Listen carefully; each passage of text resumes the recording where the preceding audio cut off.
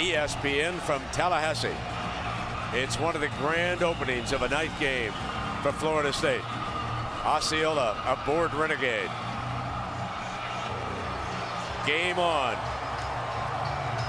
Jimbo Fisher is down below with our Tom Rinaldi. Let's go to Tom.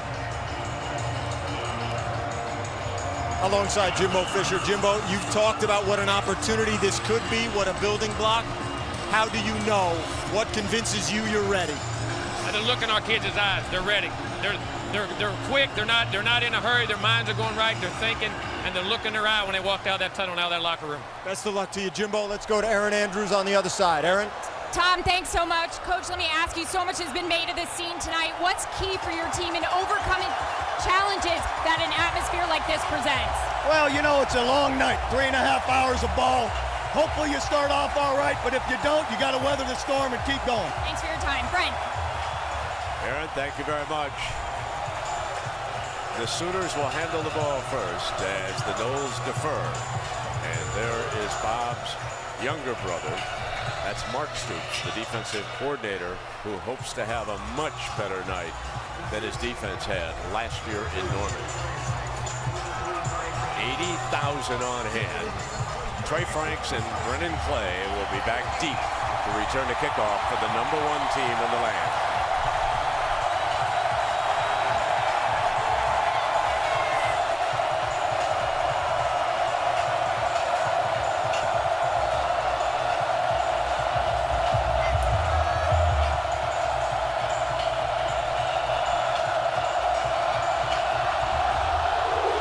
Hopkins sends a low line drive to the back of the end zone, and Trey Franks will take a knee. It'll come out of the 20-yard line.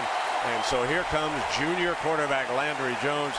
Herbie, he's on target to break every passing record ever established at Norman, and he's got some good names he's going past. Well, there's no doubt about it. 30 of 40, 380 yards and 4 touchdowns last year against his Seminole defense, but that was in Norman. As we've seen with this up-tempo offense, a little bit tougher to execute when you're dealing with the crowd and a defense that's pinning its ears back. Look for Florida State to try to change up their looks tonight to try to confuse Landry Jones and that offensive line. Clay will open as the running back. Sooner fans know they'll rotate 3 or 4 at that tailback position. Up under center. Millard, the fullback, H-back look. They throw on first down to the outside. Kenny Stills, who did not play in the game against Tulsa, he had been suspended because of a DUI during the offseason. But Kenny Stills, one of the great weapons for Oklahoma, is back. He's number 4. And here come the Sooners again. This is what we all wanted to see. Is Florida State going to be able to get lined up in position and ready to go? Now Clay squirts for the first down out to the 39-yard line. LaMarcus Joyner, the free safety, makes the stop for the Noles. That's a 13-yard gain. Great execution up front. The offensive line really trying to set the tone here early to try to get a push. That time creating a nice seam. Confidence in the offensive line. They spread everybody wide, empty the backfield, split it out to the right, and Ryan Broyles with his first catch of the night against Tulsa. 14 catches, 158 yards, a certain All-American and a leading candidate for the Biletnikoff Award. Defensive coaches always talk about leverage. Leverage means keep the ball in a position where the rest of the defense can come and corral the ball carrier or the receiver. That time, nice job by Florida State of staying outside, giving the rest of the defense a chance. Second down and 7. There's the pistol formation. Quarterback still closer to the center, the tailback right behind him. Quick throw to that screen pass outside. Broyles could not get the first down. The Noles hold and force a third down. Florida State has a player down. What's interesting there, Brent, I don't know if we can see this, but Greg Reed looked like he was actually able to come off the field, and then to slow things down maybe, he looked over and actually dove onto the field. And now, of course, it's a pivotal third down here early in this game, but Greg Reed looked like he was ready to come off of the field, and then he's in on a tackle. He's right there, lowers the head, makes the play on Ryan Broyles. What was interesting? Oh, no, that left leg. Oh, yeah.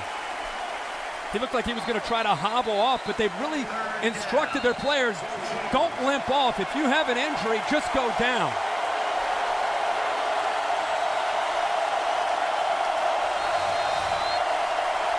Well, Millard is in, the Oklahoma fullback, H-back, and they split him out to the right. This is 3rd down and 2. Now they bring him in motion. Strength to the left. They run Clay in that direction for a 1st down, and Trey Millard leading the way. So the fullback, the 255-pounder from Columbia, Missouri, led us that way. The changeup that I've seen here in these first few snaps from Florida State and Mark Stoops, an odd front, 3 down linemen. They typically play with 4, which what happens is Brandon Jenkins, maybe the best pass rusher in the country at times, playing out in space. Come back to hand it off to Millard that time. As a lead blocker, he earned an opportunity to carry the ball that time. This is a young man who wants to play fullback at the next level. And he could do a lot of things. Before the night's over, the Sooners will throw a pass or 2 to him. He now is split way out to the right. Yeah, he is so versatile. He's a fullback, an H-back, a tight end, and like you said, he'll line up at wide receiver. Ben Haber in the center, and that veteran offensive line will protect Landry Jones, who's all alone on this 2nd down. Knowles can't get to him, and he throws to Broyles for a 1st down at the 36-yard line. And Landry's jersey remains clean here in the early going. And that's a big key for Oklahoma. It's an option route for Broyles. And the thing that Broyles does such a good job on the inside is he's able to find space. I don't think there's another receiver in the country that has an ability to create and find space against a zone the way Landry Jones with Ryan Broyles can do that. That was a big pickup of a 1st down. Landry Jones perfect here in the early going. Herbie 4 of 4, 25 yards. Hands back off to Clay, and they pound behind the middle. Eikert, Hayburn, and Evans. Well, they're going to need enough from their running game. People get so caught up in Oklahoma and their tempo, and Landry Jones and the quick passes and the rhythm that he tries to get into. But a great Oklahoma offense, the one we saw a couple years ago, had the ability to control the line of scrimmage and get physical. In fact, that was an area of emphasis in the offseason this year. Now Brennan Clay, the sophomore from San Diego, reaches out for another 1st down. Christian Jones makes the stop for the Noles. Even though that was a delayed hurry up, once Landry Jones got the call, he quickly got under center, and those Florida State defenders have been out there for 9 plays now, and Oklahoma methodically just moving the ball down the field. Dominique Whaley, who lit up Tulsa with 4 touchdowns. The walk-on, who's quite a story. Number 8 is now the running back for the Sooners. He's the 2nd running back used here tonight. 1st down at the Noles 25. Whaley's first carry of the night. Can he get the edge? He does.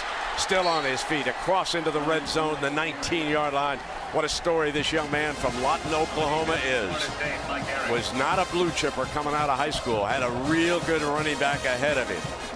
Went to school, still wasn't number 1. Left football, came back. Sooners gave him a chance. And Herbie, you just can't say enough about what the young man has done. Bob Stoops just raves about Whaley. And the fact that he is such an athlete, he put on 20 pounds, he's stronger. You know, when camp started, I think a lot of Sooners fans expected Brennan Clay, Roy Finch, and Brandon Williams to be the guy. A quick screen to Broyles. Broyles reaches for another 1st down. Terrence Parks, a safety, makes the stop. And Broyles has caught 4 balls already, Herbie. And not only that, just a little thing, but the recognition of the down and distance by Broyles, a veteran receiver, and he's really been doing this now for years. But a short, quick pass like that, he knows where the 1st down marker, extends the ball across there just to make sure he picked up the 1st down. Roy Finch on the field, and there seemed to be some confusion. Now they'll signal the play in from the sideline. So Finch and Whaley. Finch is a fine receiver. Whaley is right behind Landry. Now there's 2 on that clock. He's got to hurry to get it off. And they burn a timeout.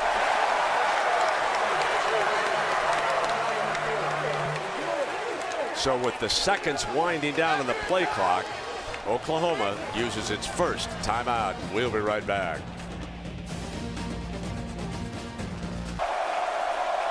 13th play of Oklahoma's opening drive coming up, and as Herbie told you a year ago in Norman, they scored a touchdown in their first 4 possessions. And Herbie, you and I were talking, this is such an important drive in this game. I know it's the opening drive, but with all the buildup and the hype about maybe this year being different, this is not how Florida State wants to start the game. They go back to a power I with Clay, and he was stopped around the 10-yard line. Check that. That was Whaley, number 8. That was not Clay. That is, they left Whaley in at the tailback. And execution in the red zone is always important. But when you go up against this offense, it's particularly important because you're going to give up yards between the 20s. It's what Oklahoma does in the red zone that's going to determine if you end up stopping them and holding them to field goals and having a chance to win this game. The Noles show man, as you can see on your screen. See the corners buttoned up on the wideout. Second down. Straight ahead, reaching for the end zone. Very, very close. That isn't certainly a first down, and Whaley almost stuck it in again. He's becoming a touchdown maker. Let's take another look here, Herbie. What a good push. Again, this offensive line is impressive. Miller gets in there, the fullback, to lead the way. Good effort by Whaley. We'll have to maybe get another look to see if he extended it across the goal line. But, Brent, the thing that's standing out to me right now that's different about Oklahoma, this is the opening drive to really the 2011 season, with all due respect to Tulsa, is the way this offensive line is coming off the football. The Sooners did not have that ability. They had to rely always on Landry Jones in the passing game. I don't think he got it across the goal line. I think he's about on the 6-inch line. And we have another injured player down at the 4-yard line for the Noles. That's one of the big fellas getting up there. It's like Moses McCray. Yeah. To see him walking off, but boy, the execution obviously with Landry Jones. But 14 plays, they've had 9 runs and 5 passes, and of course Landry Jones 5 for 5 on those pass attempts. A great balance right now. 6 minutes gone on this opening drive. And one of the things that has to disappoint the Florida State coaches right now is the fact that the middle of their defense, the tackles and the middle linebacker, are not holding up. Oklahoma has been able to dip in there. They've used the pass, yes, on the edges, but they've gone to the middle just like they do there. And Landry Jones sneaks it, I believe, across. But let's wait for the officials. There's the touchdown signal finally. The lost art, something Kirk Herbstreit used to do at Ohio State. The old quarterback sneak. Old school. But what a drive, and how important is that for Oklahoma? #1 ranking on the road. Is Florida State for real? Is their defense capable of stopping Landry Jones? And the opening drive, 15 plays, 80 yards, and a touchdown. Landry Jones extends that football across and gets that touchdown. That is huge. And now we'll see if E.J. Manuel and Florida State can answer that. And Ben Haber in the center has done some job. Here's Jimmy Stevens on for the extra point. Makes it a 7-0 score. The crowd grows quiet in Tallahassee. Just what Herbie said would happen if they scored on their first drive. The crowd, for the time being, is out of it. Come on back and see what the Noles can do offensively.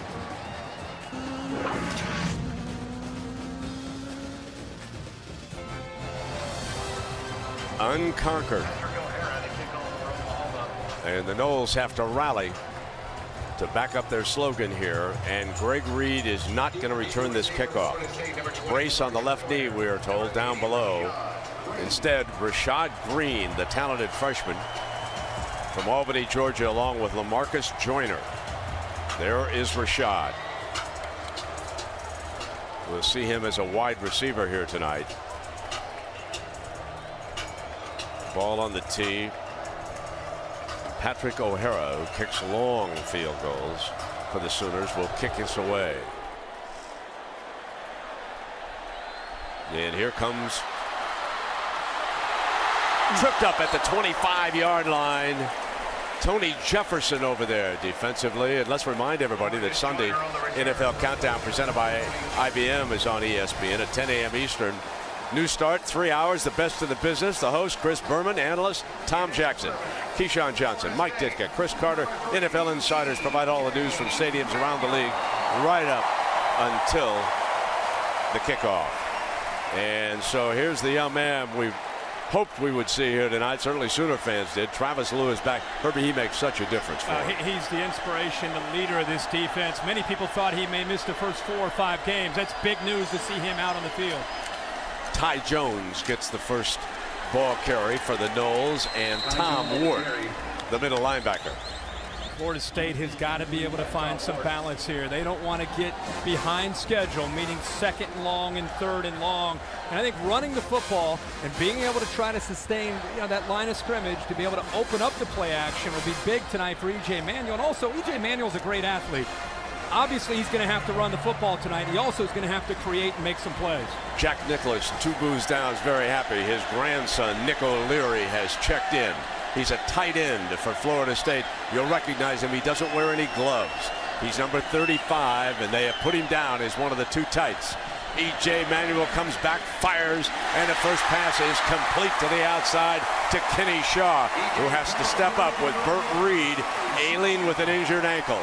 Well, Kenny Shaw has tremendous quickness, and this is really what I want to see tonight. It's not just about E.J. Manuel, it's about his supporting cast. And with Burt Reed ailing, guys like Kenny Shaw, Jared Higgins, Rodney Smith, Greg Dent, even a freshman, Rashad Green, are going to have to be able to get some separation. That time, outstanding route by Kenny Shaw to get open. Still 2 tight ends, but they empty the backfield. E.J. Manuel, he's a very good runner, and obviously Oklahoma is as aware of that as you are as a fan. And they keep E.J. right there in that pocket, and he completes it outside, and that is Jack Nicholas's grandson. That is Nick O'Leary. He's a freshman out of Palm Beach Gardens, Florida. Comes out after making the catch. Herbie, that's unbelievable. He doesn't wear any gloves. I don't see many receivers or tight ends. Now, I asked Jack, what about gloves when he plays golf? Yeah, he wears a glove. Well, yeah, but he's kind of a throwback and just a tremendous athlete. Fits right in here, and to be able to be out on this field as a true freshman, I think says a lot. Here's 2nd down now. E.J. walks up, make sure that everybody's on the same page right now. Brian Stork is his center here tonight. And there is the handoff to Jones. This will be 3rd down coming up. Well, the impact players tonight for Florida State, it's obvious E.J. Manuel's going to have to make the plays and show tremendous poise. Chris Thompson, along with a host of running backs, are going to have to be able to take some of the pressure off Manuel. Up front, Andrew Datko, the left tackle. Watch him be able to try to go head-to-head against Frank Alexander, which should be a great matchup. And I said Rodney Smith, big, tall receiver. They love to throw the football to him downfield in their vertical passing game. The other tight end is Rutherford. This is your 3rd down and 4 now. And Manuel's going to have to convert some 3rd downs here tonight from the pistol formation. On 2nd effort, he's got the 1st down close to midfield, and it was Nick O'Leary, his 2nd catch of this game, making an impact early. Look at Oklahoma's defense. They're dropping defensive tackles, a defensive end. Good exotic look, rushing 3, dropping 8, try to create some confusion up front, but O'Leary showing strength to get off the line of scrimmage and then shake the tackle attempt there by Tom Ward, the middle linebacker. 1st down and 10, and Chris Thompson is in as the running back.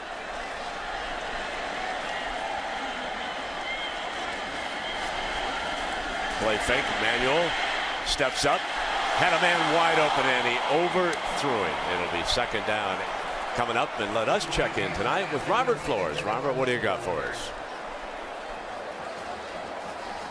Yeah, Robert, it's tough when you play Navy. Herbie and I are talking. They can dominate the clock with that offense of theirs. Yeah, very tough to prepare for that offense. It's surprising the same holding South Carolina so far to 24. On 2nd down, Manuel keeps it a beautiful fake.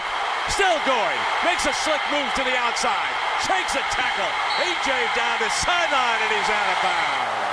A beautiful run by quarterback E.J. Manuel from Virginia Beach, Virginia. And Jamel Fleming is forced to make the stop, but it's a 28-yard gain. Here's a design run, and they're trying to get the read here on 21, Tom Ward. Watch him ride this out. Ward takes the running back, of course, Thompson, and opens it up for Manuel. Now you get an idea, even for his size, at 6'5", about 245 pounds, he's got great acceleration, gets upfield in a hurry. He's a big boy running that quick. Great read there, and Florida State Checking coming on right the back. sideline. He stepped out of bounds, so they have moved the ball back to the 24-yard line. First down and 10. On that deep handoff, and that's Chris Thompson. He's the junior from Greenville, Florida. Both these teams will use several tailbacks here tonight. But obviously, Herbie, we see the difference between Manuel and Christian Ponder, who was the fine quarterback here, who was drafted in the first round by the Minnesota Vikings. Manuel just a little more mobile, and he showed it on that great run. And anytime you have a quarterback back in college football in the shotgun with the ability to run, it gives you an advantage with the numbers in that box area. And Oklahoma's going to have to account for that, which can open up the passing game. Florida State will burn a timeout. Emmanuel comes over to the sideline to talk to Jimbo Fisher and the assistants over there. Jimbo, of course, is the man in charge of the offensive play calling as far as the Noles are concerned as you look down from above.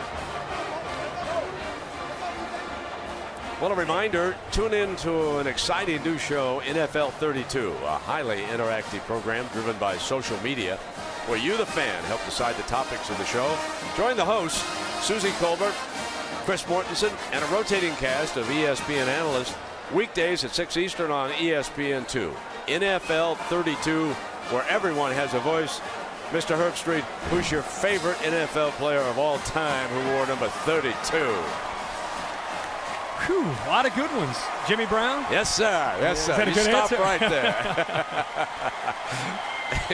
Young lad from Ohio. That's you go it. no further. All right, then Mr. Brown. Second down and 9 now for E.J. Manuel and the Noles.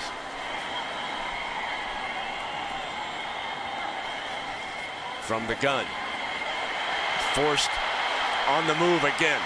There's a holding penalty going to be called. Wide open receiver in the end zone. Diving catch for a touchdown. A touchdown is on the field, but there is, I believe, a holding call. Yes, it is.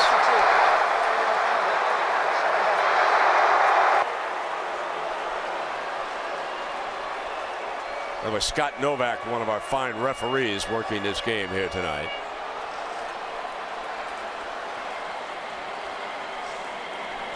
Sanders trying to hold on to a block here. You can see 77 against 7. Nelson, the linebacker, blitzing. He just grabs onto his jersey.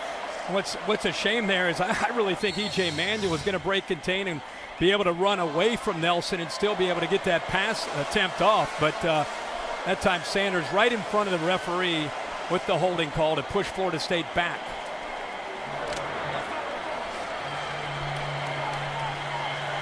Florida State has slipped Lonnie Pryor, their fine fullback, into the game, but this is second down and 19 territory now. Manuel will try to make it manageable, and they move it to the 24-yard line. That gets it back to the original line of scrimmage, right in that area, and that's Bo Relaford, the other tight end. You know, even though E.J. Manuel is a tremendous athlete, the thing that you have to appreciate is the way he's really put in the work to absorb Jimbo Fisher's offense. And Jimbo Fisher asked his quarterback to be committed to the cause and the effort and the preparation in the offseason. And E.J. Manuel has done that. He is a quarterback who has athletic ability. He's not just an athlete back there running around. He's got great patience, and he'll have to show that tonight with his receivers. There, Stork is his center, backfield empty. Bob Stoops calling a timeout to the top of your screen. Was concerned about the personnel that the Noles had substituted with over here. So we'll take a break. And there's Brent Venables talking things over with young Corey Nelson. We'll take a break. We are back for third down and 10 for Florida State after that timeout by Oklahoma. And the Noles send 3 receivers off to the left. Jared Haggins, freshman from Lakeland, Florida, is in this package. They try to overload the left here on this third down and 10. And Manuel again has to run, and this time he's going to be sacked. There is a penalty flag thrown. The umpire threw it as Tom Wart came barreling in on the quarterback. Holding on the offense, number 60. Penalties decline.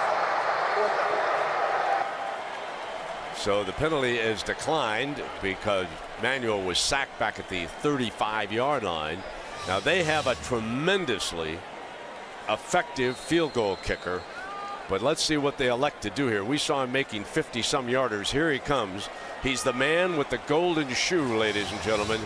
Dustin Hopkins is going to come in, and during pregame warmups, he was making them with room to spare from 55. This is a 53, a 53-yard attempt for Hopkins. He made a 55-yarder to beat Clemson last year. This one is up. Look at that height. He gets on that one, and he puts the Noles on the board. What a weapon. A junior out of Houston. Hopkins kicks a 53-yard field goal.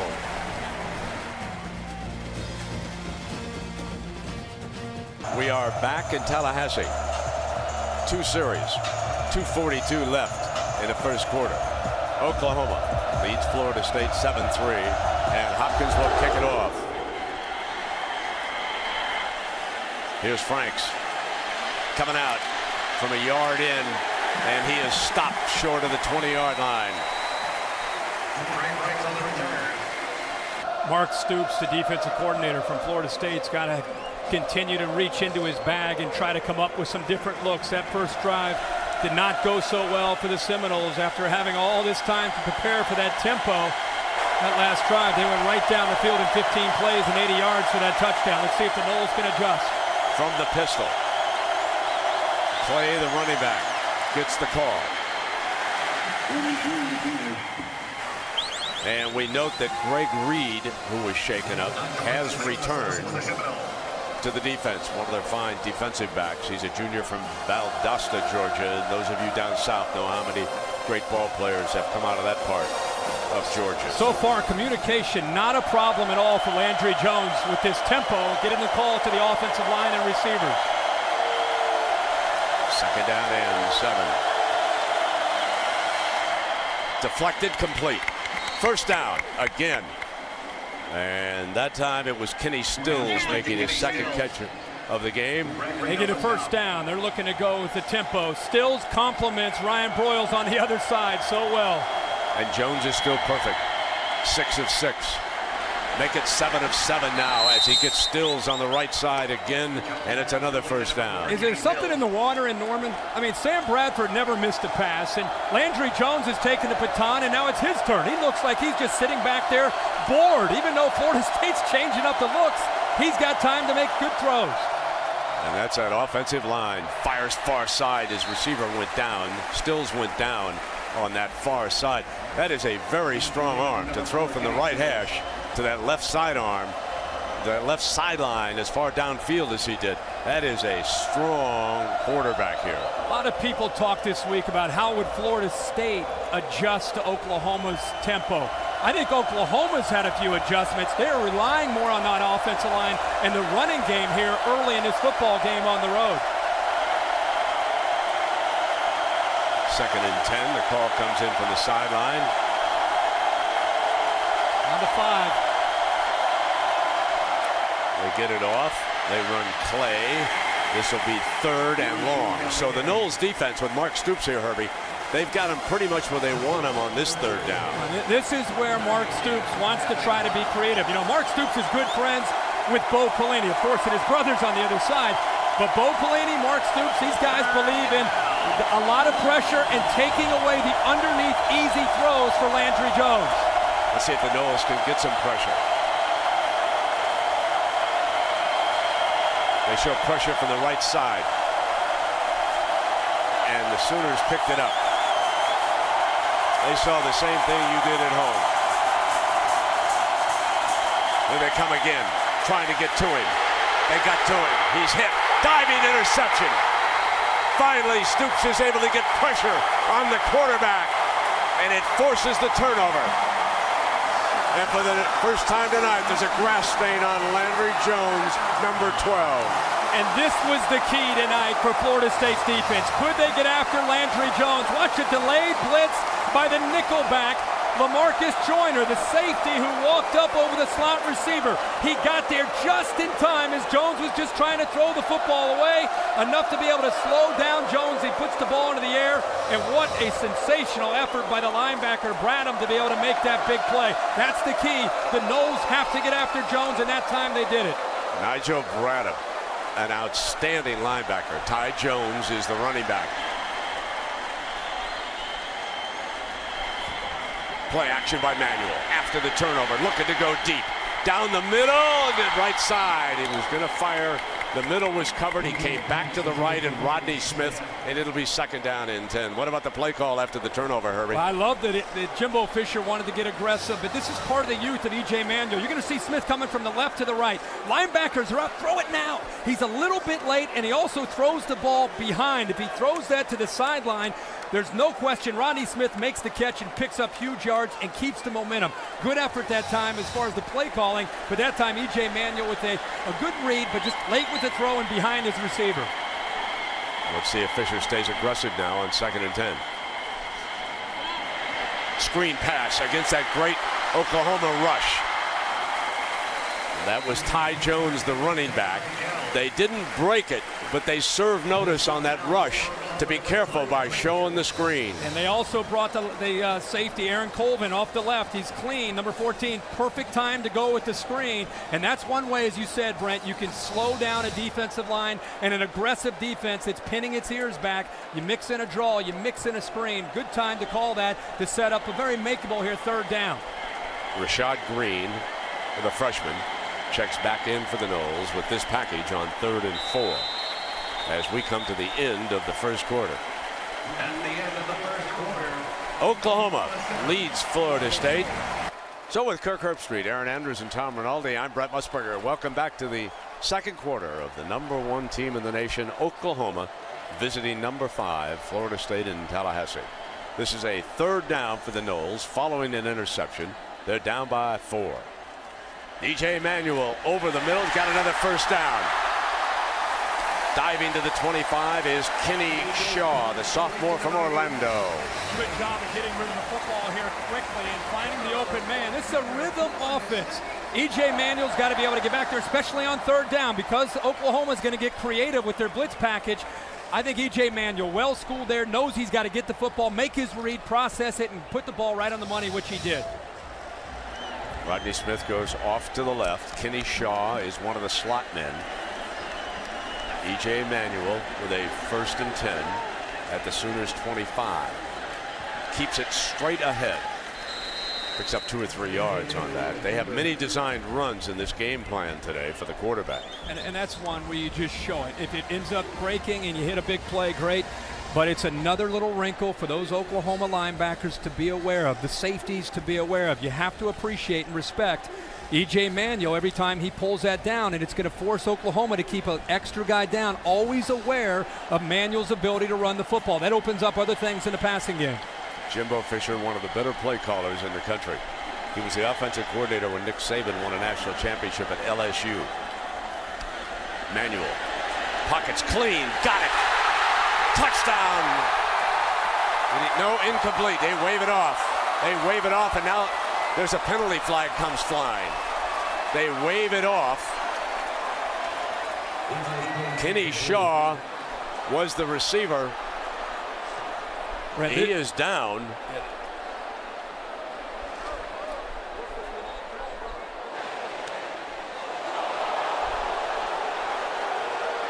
But this is a big hit. I hope Kenny Shaw is okay. 2 Oklahoma defenders closed in on him that time. The linebacker Tom Ward and also the safety Javon Harris.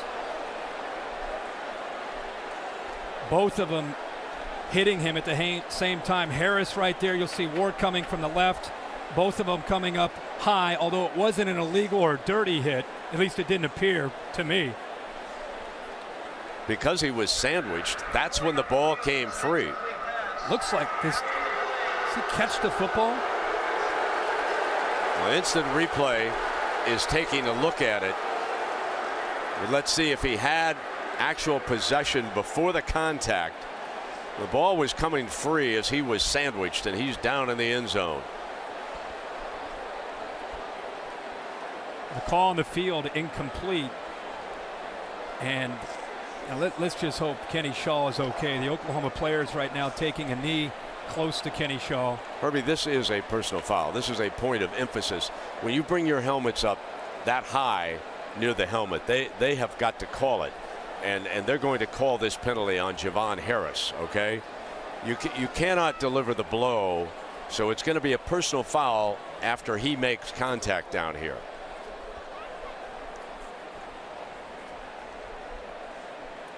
And you can see the players here, the concern with the Sooner defensive players. Well, that flag came in really late, you know, and it was thrown here by the side judge. Yeah, if that was on the initial hit, I'd be very surprised, but it came in very, very late. So while Kenny is being tended to, they'll bring the card out for him. We'll take a break. And we'll be right back to Tallahassee.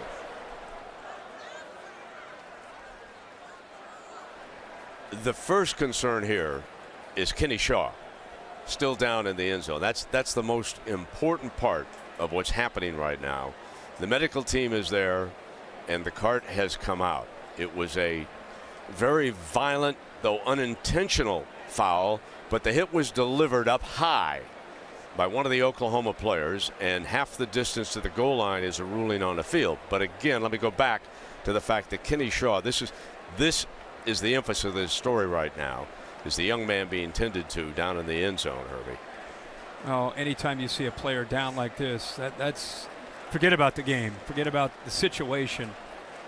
Your thoughts are with him and hoping that he's going to be okay. That was a violent hit. No question. I mean, it was. You mentioned it was high, and they end up getting that first down. But it's that's part of the game, and you know, it's one of those things where you hope he's going to be able to be okay. I think the unfortunate part, when he was impacted on, which was his left side, because he's backing into the end zone, he got sandwiched on the other side. There was no give. Right. As the young man was being contacted by two defensive players at the goal line.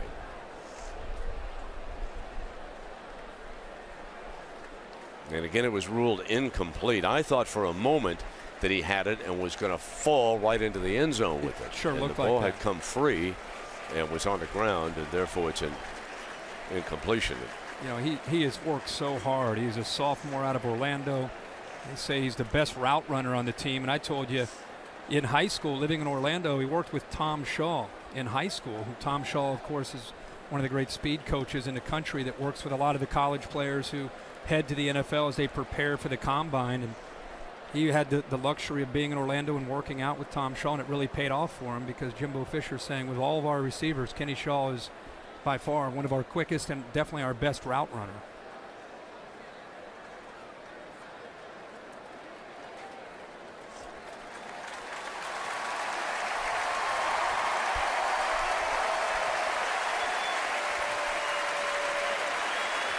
So the young man will be taken to a hospital here in Tallahassee, and just as soon as we get information, we certainly will pass it on to you.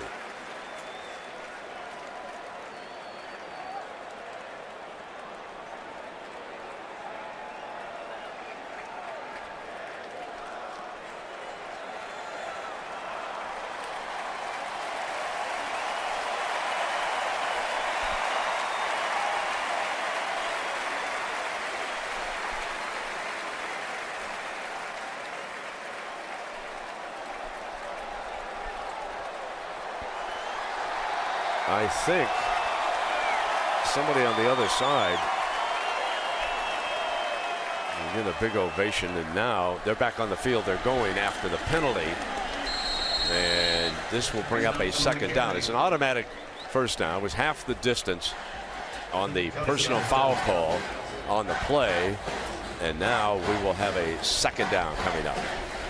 Time you have that kind of hit and a player goes down like that, you know, both sides, thoughts are, of course, with him, and now you still have to be able to try to, coaches, get these players cranked back up, and especially it's a pivotal point in the red zone here for the Noles, trying to take the lead here. Remember, Burt Reed is also sidelined with that injured ankle. He tried it during pregame warm-up, but he's been unable to go. So the Noles, and there's a penalty flag comes flying down at the 4-yard line. Rodney Smith is the receiver, but there's an illegal shift against the Noles. Same time, did not reset. 5-yard penalty. Second down. Let's check in down below now with Tom Rinaldi.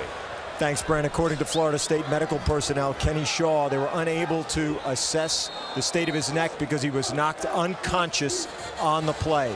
He regained consciousness fleetingly, but not to a point where they could assess his neck. He's on the way to the hospital where they'll make further assessment. Brent, obviously our thoughts are with him. Absolutely, Tom, and we'll keep everybody informed just as soon as we get information. Second down and 16 for E.J. Manuel, who is back in the gun. Deflected, intercepted, picked off by Tom Wart, the linebacker. So the Sooners snuff the rally with an interception. Well, this is a great job of recognizing the screen by Tom Wart, the sophomore linebacker who's lined up right here. They're trying to get the ball right here to the tight end, Relaford, but watch how he's able to sniff this out. He sees it right away, and how about the athletic ability to go up in the air and be able to come down with that interception. A pivotal time to come up with a turnover to get the ball back to Landry Jones and the Sooners offense. That was a great play. Brennan Clay back in as the running back, and Millard, the fullback, is split out to the left in this package.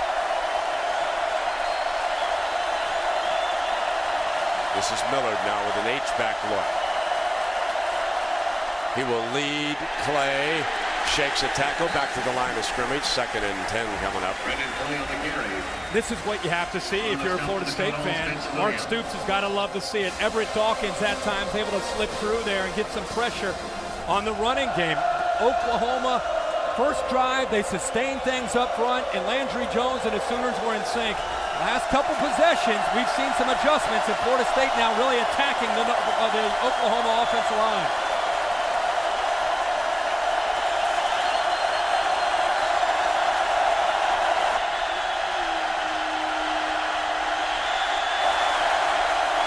So they get the backfield set here with 2 and hand it off, but nothing doing. This will be Bjorn Werner, the young man from Berlin, making the stop for the Noles. And Tom, I understand that we have one very good report regarding the injured receiver. Absolutely, Brett. The most positive kind of update you can have. Kenny Shaw, movement in all his extremities. They're going to take him to the hospital to x-ray his neck, but as of now, regaining consciousness, movement in his extremities, Brett. Thank you so much for that, Tom. 3rd down and 10. I mentioned the young man from Berlin. That's in Berlin, Germany, and he is a very talented young defensive end. They close in on Landry Jones again, and the pass is dropped. Incomplete, and Oklahoma is forced to punt. And I might say here, Herbie, Mark Stoops has changed the tempo in this defense. Well, he's getting more aggressive, and he's mixing up the looks that much more. And the other thing, Brent, to just be quite honest, I think the Florida State defensive line is starting to be able to get off of blocks. They're playing with more aggression, and this crowd is back into this football game, and I think it's affecting Landry Jones and the communication of trying to get the play called. They're much slower right now than what we saw a year ago when they played the Noles in Norman. Tresway is back to punt for the Sooners. He'll hit it about the 25, and Greg Reed back on the field, a great return man. Fair catch, bobbles it, goes back after it, and is out of bounds. Almost a disaster on that fair catch, but it'll be Florida State football when you come back. The Tallahassee Automobile Museum, home to 3 Batmobiles, including the original Batmobiles, used in Batman Returns and Batman Forever. My kids, if they're watching right now, are going to wonder if I got a chance to ride in that car. Chris Thompson now has checked in as the running back for the Noles.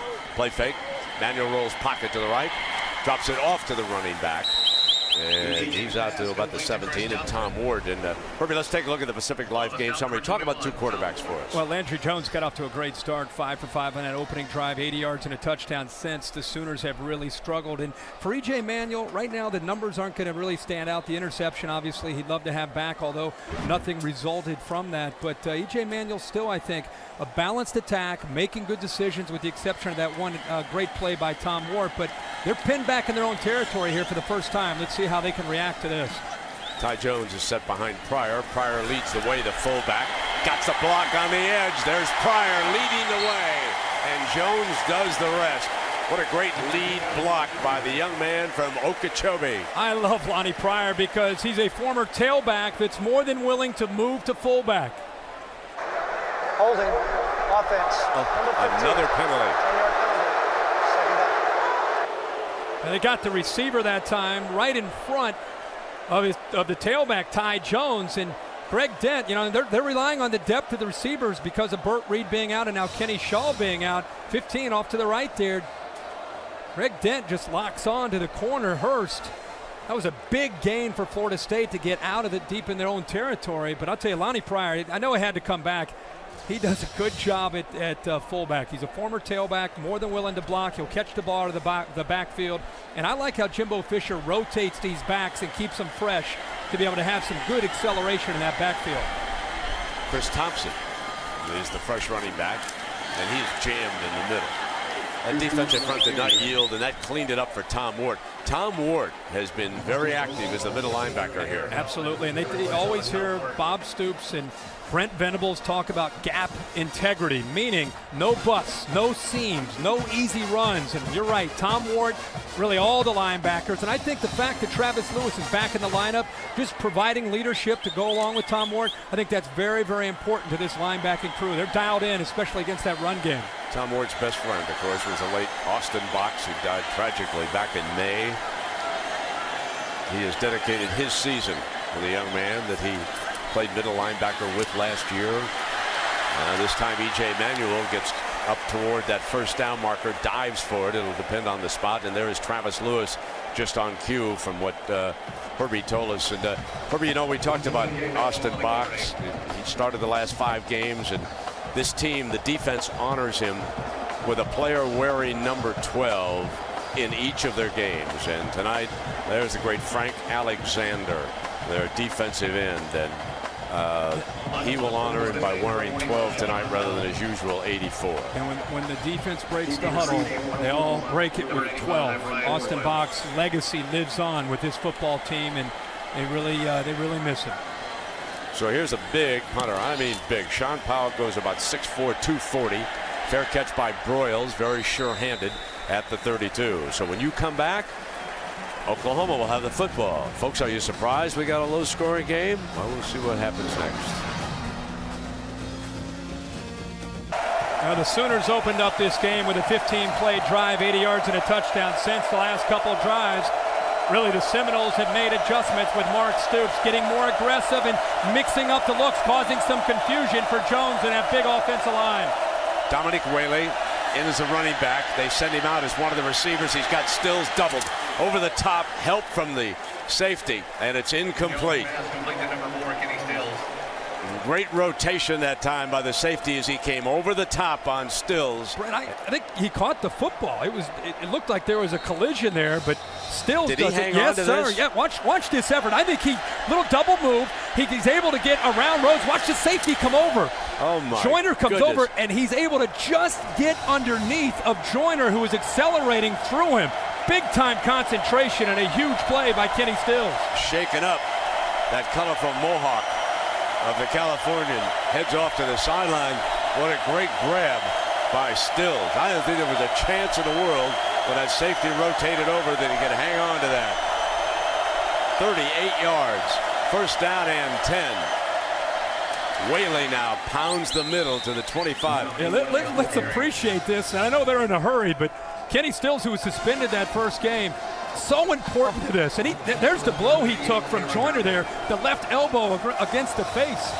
First of all, I think it was interference, if you know what I mean. And he still managed to make that catch.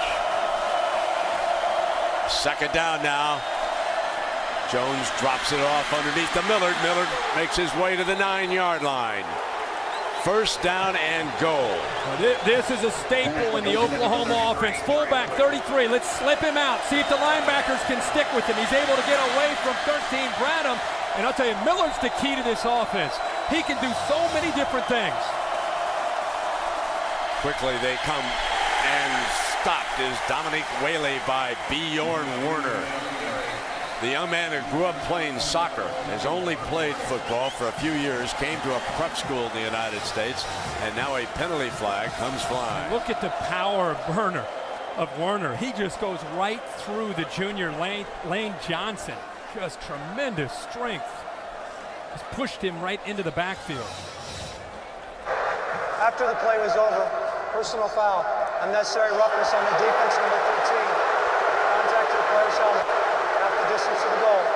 That's Bradham. Bradham commits that foul. Now settle down. Settle down. It's exactly what you cannot afford to do in a game like this. You cannot lose your cool. The emotions are flying high, but mental mistakes will cost you.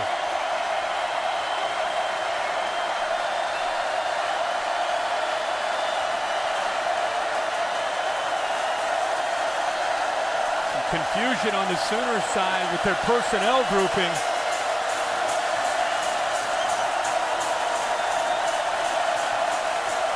Power I, Millard the lead back. They'll run Whaley to the 5-yard line. It'll be second and goal, and Werner again. He's becoming the Dirk Nowitzki of defensive ends here. They may want to stay away from the right side because right now Lane Johnson is getting overwhelmed by the size and power of Werner. 6'4", about 275 pounds.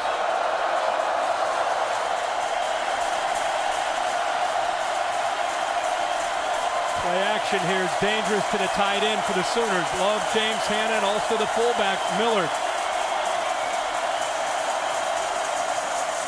Power running game. And he can't get there. Down at the 3-yard line, Joyner, the safety, joined in on Whaley, and now decision time for Oklahoma. The left side of that line is getting a much better surge than the right side. Do they try to get outside on this third down? Millard stays in. Whaley's the running back. It's the power I.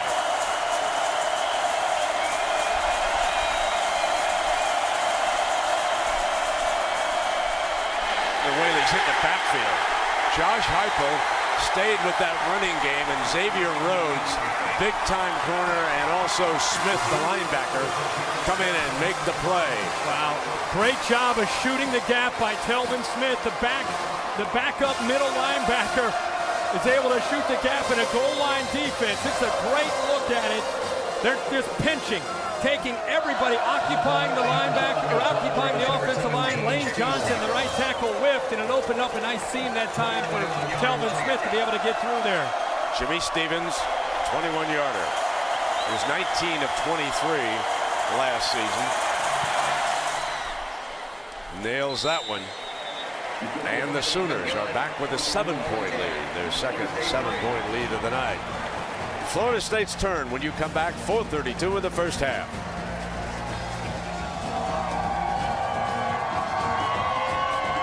All right, Mr. Herbstreit, time for tonight's Aflac trivia question. Florida State's only win versus Oklahoma came in the 1965 Gator Bowl. Who caught 4 touchdown passes that day for the Seminoles? Think about that. Right after that kickoff, we'll reveal it here. Think about that one now. Ball is on the tee. Oklahoma will kick it away. Greg Reed has now gone back with Joyner.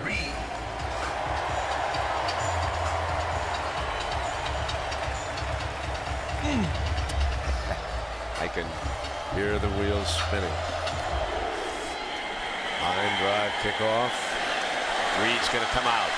10, 20. Reed to the 25-yard line. All right, Mr. Herbstreit, you want to guess? I'm thinking of the Lee Corso, Burt Reynolds era, but that was before. 65 was after. 1965. Oh. He caught it about a dozen passes. Oh my gosh! Oakland Raiders, Blitnikoff. There you go. Yes. The wide receiver award is named after him. Freddie Blitnikoff burned the Noles. 1965. 1965, ladies and gentlemen. There he is, number 25. One of the numbers retired here. Chris Thompson now checks on in as the Noles running back. You might have guessed Sellers, another great receiver who came out of here. EJ keeping it run all the way. Design run, cut back, jumps over one of his teammates, got a first down, and is upended at the 36-yard line. Fine run by EJ before Gabe Lynn took him down. Well, this is about the 5th time we've seen EJ Manuel run the football, and he knew this coming in. How about the little jump over the Spurlock, his guard, but a good effort, and again, just enough of a run from EJ Manuel to keep the safeties and the linebackers honest, and they have to be aware, because of his athletic ability and speed, that he at any time can pull that down and have the ability to get upfield and pick up 10 or 15 yards in a first down. Higgins, one of the wide outs, off to the left in the formation. Manuel gets some time, comes in underneath to his running back, Thompson. Robert, thank you very much. And they did not give him a generous spot, so they still need a yard on this play. You know what?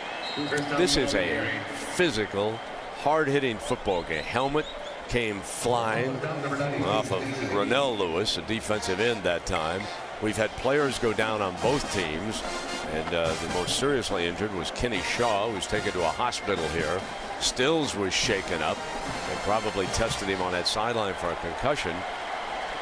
And he hopefully will be back in. Now on 3rd down, Manuel takes it right straight ahead here, Both defenses, I think, have settled into the game and are starting to become more aggressive, not just at the defensive line. Can you watch these Sooners linebackers? They are attacking. As soon as the ball is snapped, they're attacking downhill and reading their keys. And right now, they just, both sides, Brent Venables with Oklahoma, Mark Stoops with Florida State for now, have the upper hand as the adjustments within this game continue on. Didn't get it by much, did they, folks? Thompson had to earn it. Back in that backfield. EJ will move up under center. Manuel's 6'5", 245 pounds. Could be an end around. Give it back now. Manuel looking to throw. Takes off. Maintains his balance to the 50, and he was lucky, Herbie, with David King closing in on him to get that much out of it. And now there's a Sooner down. That is King, who's on the ground. Little pitch back to Manuel trying to catch Oklahoma napping. They actually do a pretty good job of defending that. King is able to chase him down from behind. But again, his mobility, just getting away from trouble instead of a big loss. Excuse me, Brent. He's able to pick up 3 or 4 yards and continue to just move the stick or move the ball down the field and avoid the devastating play. Well, coming up on the Northwestern Mutual halftime report, Scott Van Pelt and Jesse Palmer will have all the day's big highlights. So Scott and Jesse have been watching all the games across the country, and they'll fill us in on what's happening. I believe Miami leads Ohio State 17-6 right now. They scored quickly, a couple of touchdowns the Canes did. So here comes your 2nd and 7 for the Noles, who will host Miami a little bit later this season.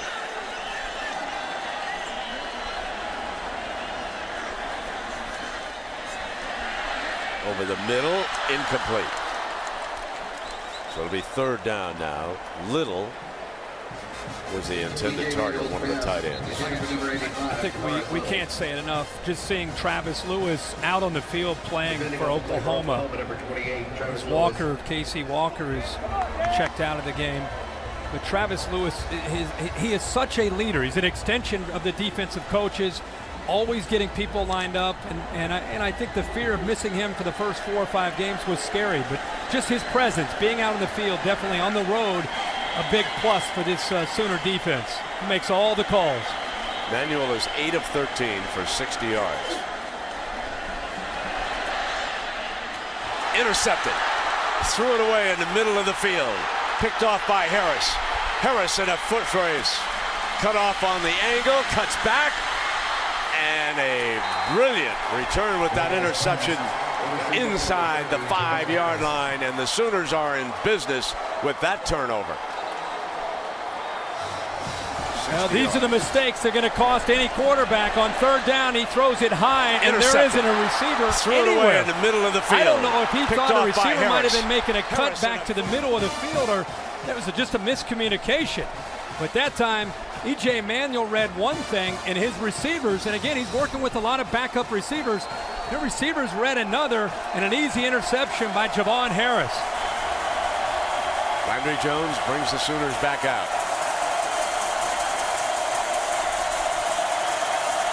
Whaley and Millard are the running backs behind Jones.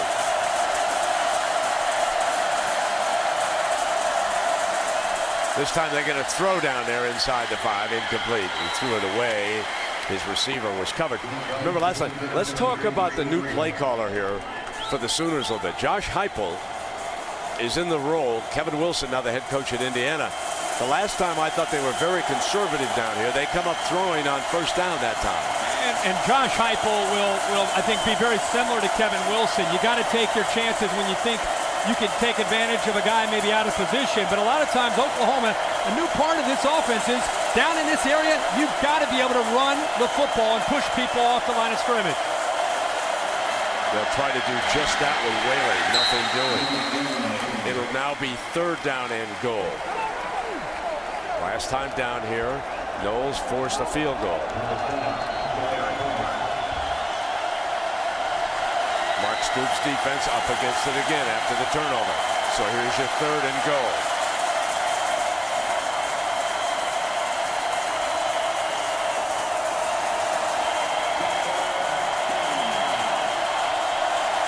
Millard is the lead fullback. Whaley checks the sideline, as does the quarterback.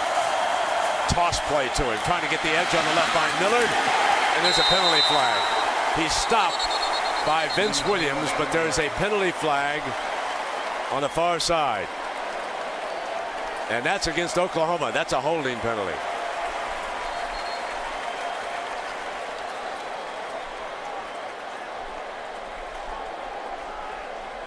Yeah, Jimbo thought he'd go on fourth down. Number 61. 10-yard penalty. Third down.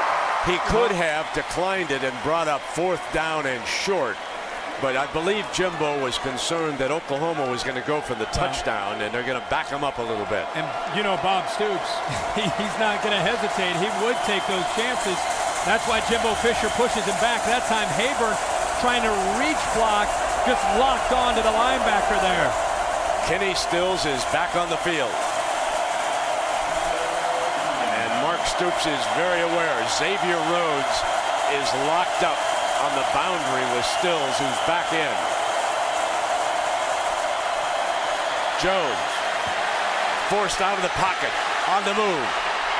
Fires it away, and it'll be fourth down and long. Pressure is being brought by Bjorn Warner. Warner, Brent, continues to just dominate Land Johnson. They're going to have to start to chip. They're going to have to do something in the second half as an adjustment to slow him down, because whether it's a run or a pass, as much as everybody wants to talk about Brandon Jenkins, number 49, and his pass rush and 13.5 sacks last year, tonight it's been Warner.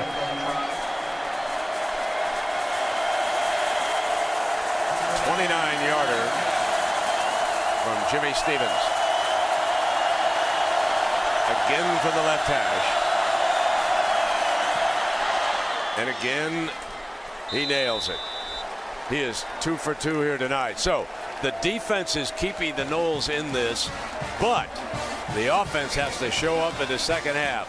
Let's go down below now to Aaron Andrews. Coach, I heard you tell your offensive line you have to be better at the goal line. What adjustment do they need to make at the second half? We've allowed a guy or two to run through earlier on. Backer jumped the gap and penetrated. Here we're just, got a good matchup. They're kind of haven't been able to knock them off the ball well enough down there on the 2-yard line. All right, Coach, thanks. Over to Tom. Thanks very much, Eric. Defense playing really well. Jimbo, offensively, you're moving the ball. How do you remedy the mistakes and the turnover? We got to turn around the middle of the field. We got a guy wide open. He turns out. We should have turned in, made the play, had a good throw. The other time, we dropped a touchdown down there. We got a big hit, which was, I hope he's all right. But and the penalties, we just got to relax and make plays, keep our poise. This was a great job by our defense. It's 13-3. We've shot ourselves in the foot as much as we can. We're 10 points out and got the ball coming out, so we're not in bad shape. Thanks very much, Jimbo. Appreciate it. Brent? Sooners win 80 yards in 15 plays and look like, boy, this offense is going to be in sync again. They were able to punch it in finally and get the touchdown with Landry Jones. And it's a big play early. Kenny Shaw down. Turns out he is okay, which is great news. Tom Ward has a big interception here to set things up for Oklahoma. And really, Florida State has self-destructed with the 2 turnovers. They feel like they can execute here in the second half. You're watching the ACC on ESPN from Tallahassee, and I would be remiss in not following up on that ACC mention by saying that there's a whole lot of talk. First, let's watch this kickoff return, this important drive coming up, and the Noles will start as Joyner gets to the 22. And the Pacific Life game summary. Herbie, take a quick look at this. As I said, the Florida State, the 2 turnovers, they've had their opportunities. They've moved the football, but you heard Jimbo Fisher walking off with Tom Rinaldi talking about how, hey, we've got to settle down. We've got to settle down to be able to play in this scene. But I've been very impressed by Florida State's defense. 3 times the Sooners have been inside the red zone. They've forced 2 field goals and allowed the touchdown on that opening drive. That's a big unsportsmanlike conduct foul on number 89, and that'll move this ball. Is that Hayward, Herbie, out to the 37? Yeah, the tight end, Austin Hayward, a big hit, but he came in high, which you just can't do. And you're talking about trying to create some momentum to start the second half. Always very, very important to start off the second half with some momentum, and Florida State just got it. And they just lost it. Whoa, Lonnie Pryor is cut off. Walker, one of the defenders there. Florida State rushed for 55 yards. And Oklahoma 59 in the first half. Well, Walker's the nose guard, and this is what you need to be able to get a big push up front. And, you know, he's just overpowering the center, Brian Stork, who last week played guard. He's undersized. They say he's quicker, and that's why they want him at center. The problem is he's going up against Casey Walker at about 310 pounds with quickness, and he slipped right by him there for a big loss. Florida State shorthanded at wide receiver. 2nd down and 16. EJ snaps it off to the side, but not much doing. That's Jared Higgins, young receiver, and Higgins couldn't get much out of it as we check in with Aaron. Brent, Oklahoma's D-line shorthanded right now. Casey Walker, defensive tackle, is out with a left ankle injury. He's over here on the sidelines. And then David King, defensive end, he's cramping right now, Brent. So both of these guys trying to get back in. All right, so we'll follow that. 3rd down and 19. What do you think, screen or draw? Something safe. Don't make a mistake.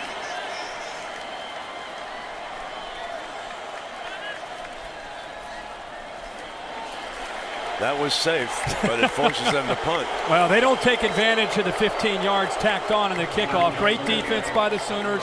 And, you know, we talk about adjustments and schemes, but right now they're just outplaying Florida State right there up front. No question. And here's the big punter. But Jimbo Fisher could not afford another turnover down here. Let Oklahoma play it with a short field. Ryan Broyles, very dangerous as a punt return man. Jimbo talking to his quarterback down on the sideline.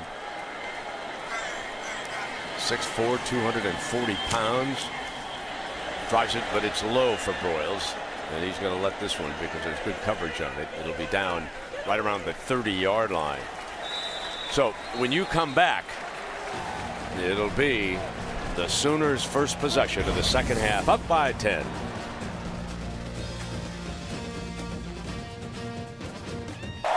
Well, as you look down, our college football scene is under dramatic change, and we'll know more next week. First now, 1st down and 10. Landry Jones and the Sooners back in the gun. Bobbles a snap, and down on it right there. But from earlier reports, both Syracuse and Pittsburgh have applied for admission to the ACC. And of course, that would swell that conference. And the Board of Regents of both Oklahoma and Texas are due to meet on Monday. There have been stories that Oklahoma has pointed to the Pac-12. Texas might even want to join the ACC. We shall see as all those stories unfold next week. Sets the screen pass, and that's James Hanna, the tight end. And there's a penalty flag comes flying. And if this is going to be personal foul on Florida State, you got to be kidding me. Dead ball, personal foul. Is that what we're talking about here? After the play was over, unsportsmanlike conduct on the defense, number 13. Wow. Talking about poise. Jimbo Fisher, Mark Stoops. Act like you've been there. Go out there and play with poise. The emotions are starting to fly high defensively for Florida State, and Bradham loses his cool. I mean, they had him set up at a 3rd and long, and now it's an automatic first down. He came in late. The head. Just grinding him on it. You can't lose your cool like that.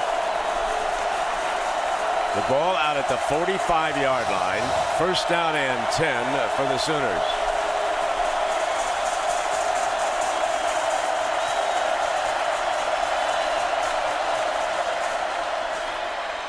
Play on the inside.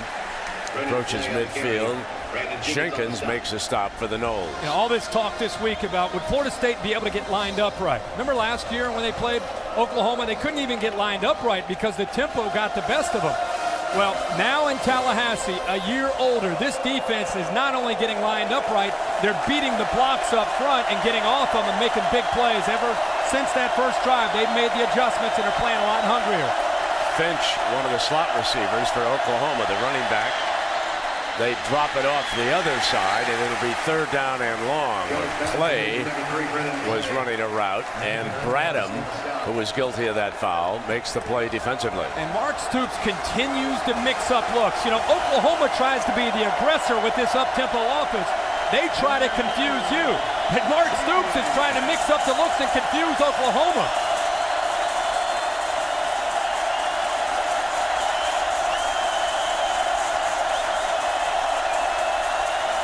In the gun. 3rd and 10. Pressure, sacked, took down by Bjorn Werner. The young man from Berlin, Germany, is having a huge night at defensive end for the Noles. Brent, he has been to the offense's right and dominating Lane Johnson. This time, he's just going to watch how quick he gets off the snap. Are you kidding me? Donald Stevenson never had a chance. Werner, known for his power, and tonight against Oklahoma, using that power and also incredible quickness to overwhelm the Sooners up front. Tressway gets it off, and Reed is back again. Lets it go, and it's a beautiful punt. Tressway, the junior, out of Tulsa, buries the Seminoles. So when you come back, we'll see what E.J. Manuel and the Noles can come up with offensively. Well, we welcome you back to Tallahassee, and there is the Coach's Trophy presented by Dr. Pepper. And both these teams would like to play for it in New Orleans come next January 9th. E.J. Manuel's in trouble. Drops it off beautifully under pressure back there by the 2-yard line. And Brent, Aaron Colvin came on a blitz. It was a little bit delayed, and it caught Brian Stork off guard a bit. And Brent Venables, much like Mark Stoops, mixing up his looks. Look at this. Look at the safety coming in late. See how the center's not able to come over and pick him up. Great job of improvising and avoiding disaster that time by E.J. Manuel to find his check down. The Noles are searching for a wide receiver. Burt Reed, ankle injury. Kenny Shaw, taken out on a stretcher in the first half. They're without their 2 aces. But he throws for a first down to Higgins. Picks up one of the youngsters, and it's 1st and 10. Tom Rinaldi, what is the latest on Kenny Shaw? Very good news from the Florida State medical staff, Brent, on Kenny Shaw. Of course, suffered that frightening hit on the goal line, knocking him unconscious in the 2nd quarter. CT scans at a nearby hospital, negative of his head and neck, the best kind of news, feeling in all of his extremities, should be fine according to team doctors. Wonderful news about Kenny Shaw, Brent. Indeed. That's great. First down and 10 now, and Higgins, a sophomore from Lakeland, makes a big play. So they're searching for wide receivers. They could also use a running back besides the quarterback here. And the quarterback comes up with a nice play to the 35-yard line, and that's Rashad Green, another of the freshmen from Albany, Georgia. See, I think they have some receivers with athletic ability and speed, and this true freshman is a blazer and going to be a superstar here. But it's the way they aren't quite on the same page the way Burt Reed and Kenny Shaw might be. The miscommunication we saw in the first half with the interception. These guys have ability. It's just making sure they're dialed into the defenses that they're seeing and reading, and making sure they're seeing the same thing that E.J. Manuel is. So a freshman and a sophomore are trying to replace a sophomore and a senior, and that is one thing he can do brilliantly, running all the way for the first down. And Tony Jefferson making the stop for the Sooners. One thing about running that football is you're going to take some hits, and Travis Lewis got in there, had a lot of acceleration, and really the backup quarterback, Clint Trickett. And when you're going to run E.J. Manuel, he's going to take some hits and he's going to take a pounding. So as much as it can help you, and obviously he's been productive running the ball, you got to remember, if he gets a chance to get down, Brent, you got to get down.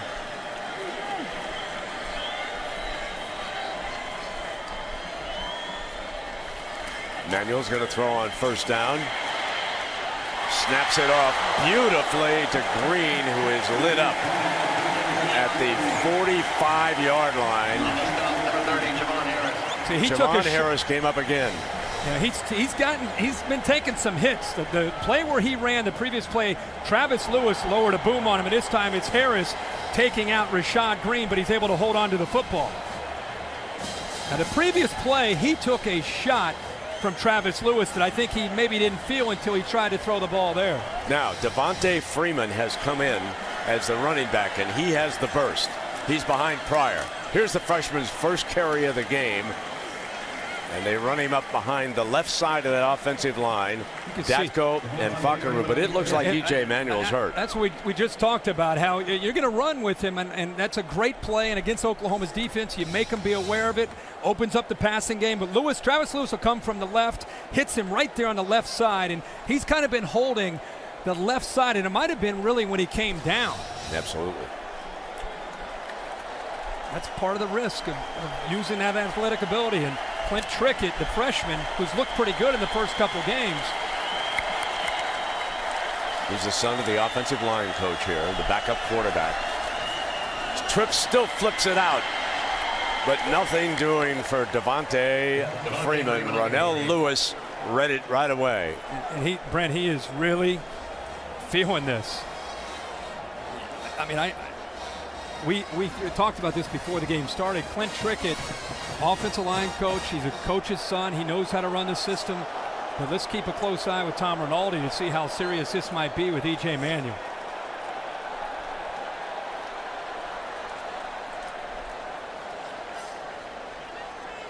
On to punt for Florida State, number 45, Sean Powell.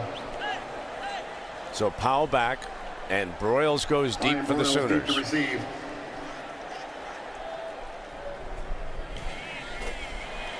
Low line drive punt. Broyles scoops it up at the 8. Steps out of bounds at the 17-yard line. Broyles on the return. A fierce Oklahoma defense here tonight in Tallahassee. Seminole quarterback E.J. Manuel is going back to the Noles locker room to receive medical attention. And that means that redshirt freshman Clint Trickett, who's been warming up, will be coming in. He just had a brief conversation with Jimbo. He's up now taking some snaps. But this is a punishing Oklahoma defense here tonight. Dominic Whaley is in as the Sooners running back. And Millard comes over, and here comes Whaley. And now it looks like Oklahoma is going to try to hand out some punishment with the offensive line on a power run here, Herbie. Once again, Werner is in on the play. That time, actually, The right tackle, Lane Johnson, doing a better job of moving him, at least laterally, to try to give Whaley a little bit of room to work with. Coming back to the left side with him for the first down. Knowles trying to tackle the football. Whaley would have none of it. It looks like maybe Jay Norvell and Josh Heupel, the co-offensive coordinators, maybe this time the offense went to the sideline. They may have said, hey, boys, let's try to get aggressive up front and try to run the football. These first 2 carries kind of getting a little bit more aggressive and asserting themselves. This time sets himself, throws to double coverage, intercepted. Picked off at the 20-yard line by LaMarcus Joyner. Landry Jones a little greedy on that play, but in effect it is good as a big punt. Brent, they tried to catch him napping with an out and up. But right here, Joyner sees it the entire way and just is kind of coasting. Now, he's a former corner, and he has great closing speed, and that time he shows the ball skills to go along with the speed, able to locate the football and hold on to it for that interception. So here comes Trickett off the bench, replacing the injured E.J. Manuel. 4:21 left after the Joyner interception. They'll give him Ty Jones, the 210-pound senior from Tampa. He'll be the I-back, and he'll be featured here as Trickett takes his first snap from Brian Stork. And they're going to have him put it up on first down. Goes deep, covered, incomplete. And there's the penalty flag. He draws an interference call on first down. How about that play? How about the call? How about the call by Jimbo Fisher? What are we going to do with our freshman quarterback, coach's son? We're going to throw a pass, a fade, and a deep ball. Let's go right after one of your top corners in Fleming.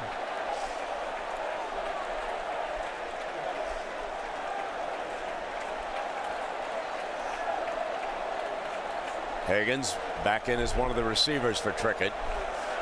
I'd like to take, if we can, take another peek at that, because I know the Oklahoma bench is pretty frustrated with that call, and I don't know if there was a whole lot of contact on that sideline, but it looks like they're going to call it. Interference on the defense.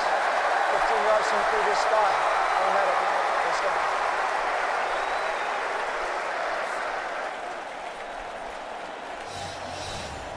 You love the call. Well, the ball's in the air. That's the call right there. Towards the end of it, it's not pass interference, but the elbow to the jaw on Green is what was called. That's a great call downstairs by the officials. But how about Jimbo Fisher? First play for the young guy. Welcome into the game. Now they give him Thompson as a running back.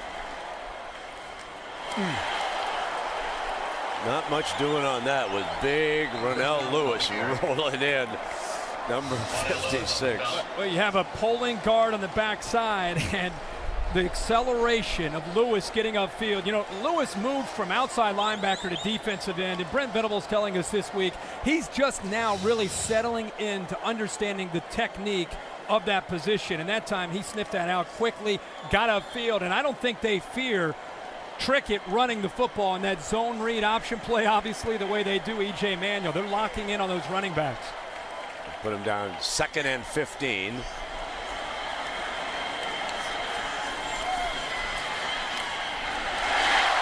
that is complete to Higgins. Reaching for the first down, just shy of it by a little over a yard. So here's the young man. His daddy, too, is on the coaching staff.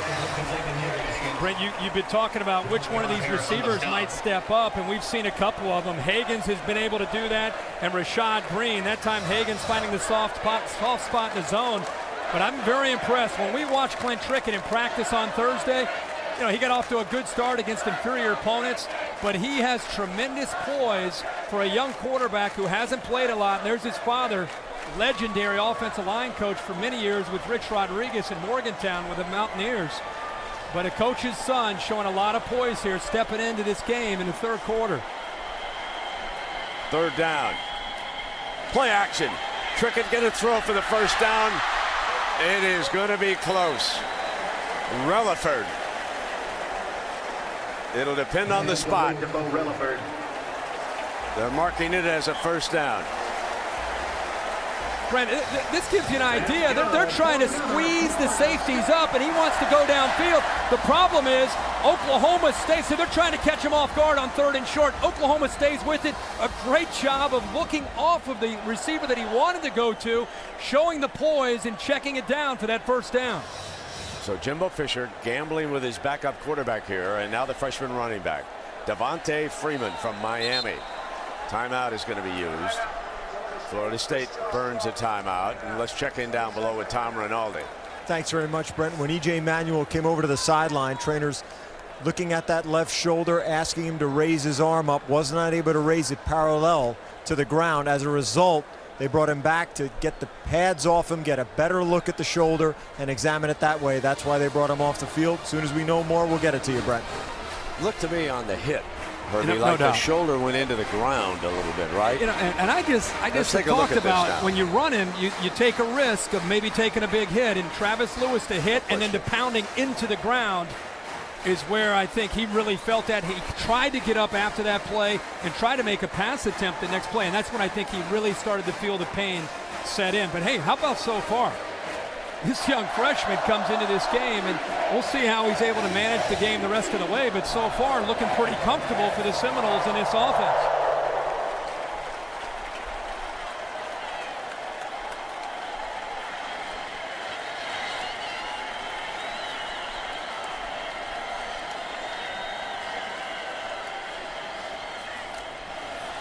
Trickett gets time. Higgins again. A brilliant catch by Jared.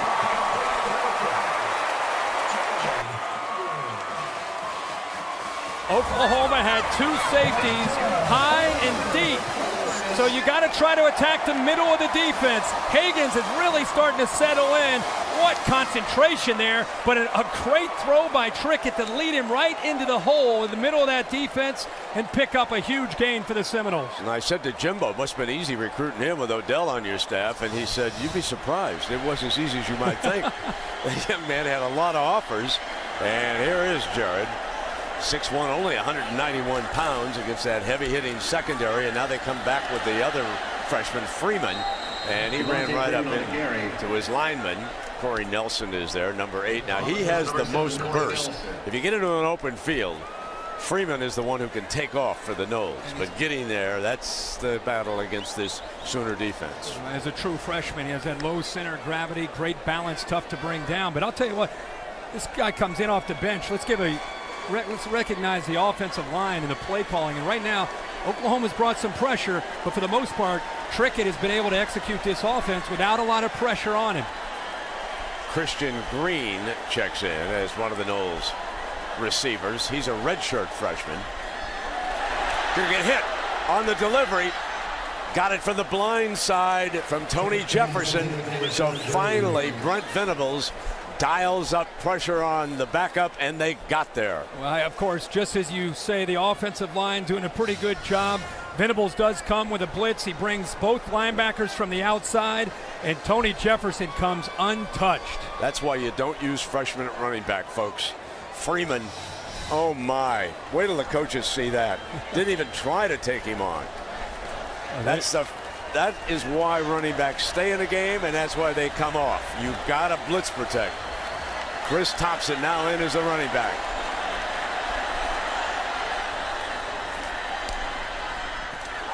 Incomplete. Crowd wanted interference on Fleming. Well, they've got the leg to go for the field goal here. There's no doubt about that. Hopkins can make it, as we saw earlier, from well within this range. Made a 53-yarder back in the first quarter. He's now hit 12 straight. Look at the shoes, folks. This is the man with the golden toe. 46 yards on the attempt. A 46-yarder.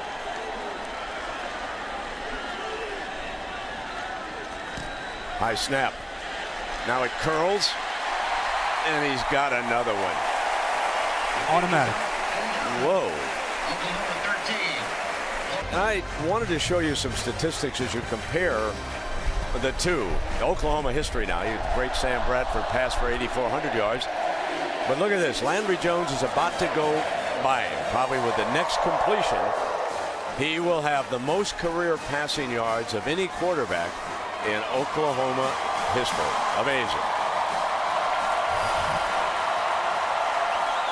There's Landry. Engaged to a basketball player back in Norman. I think her name is Whitney Hand. I apologize, but I think she's a fine player, and they were engaged this summer. I'm sure she's back at school watching.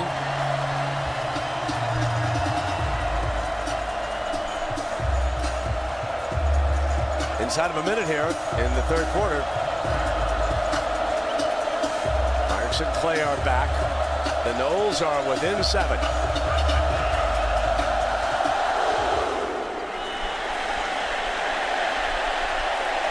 And there's a beautiful kickoff.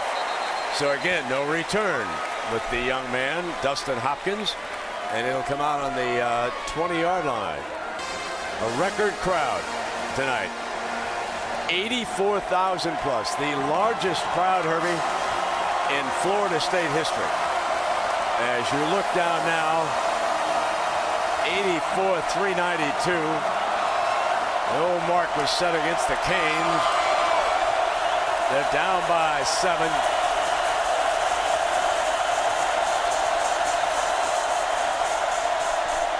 Snaps it off to Stills, and Stills with great speed. He's a 4-3 man. Finally down, and he made one of the catches of the year in the first half. I didn't think there was a chance in the world that he held on to that football. He did. He was shaken up, went to the sideline, and he's come back. Florida State's got to take away these easy underneath throws by Landry Jones. Now they run the toss play with Clay. Clay about a yard short of a first down against that defense. They have a Sooner down here. Looks like he's slow to get up. That's Broyles. I believe that's Ryan Broyles, number 85, who's down.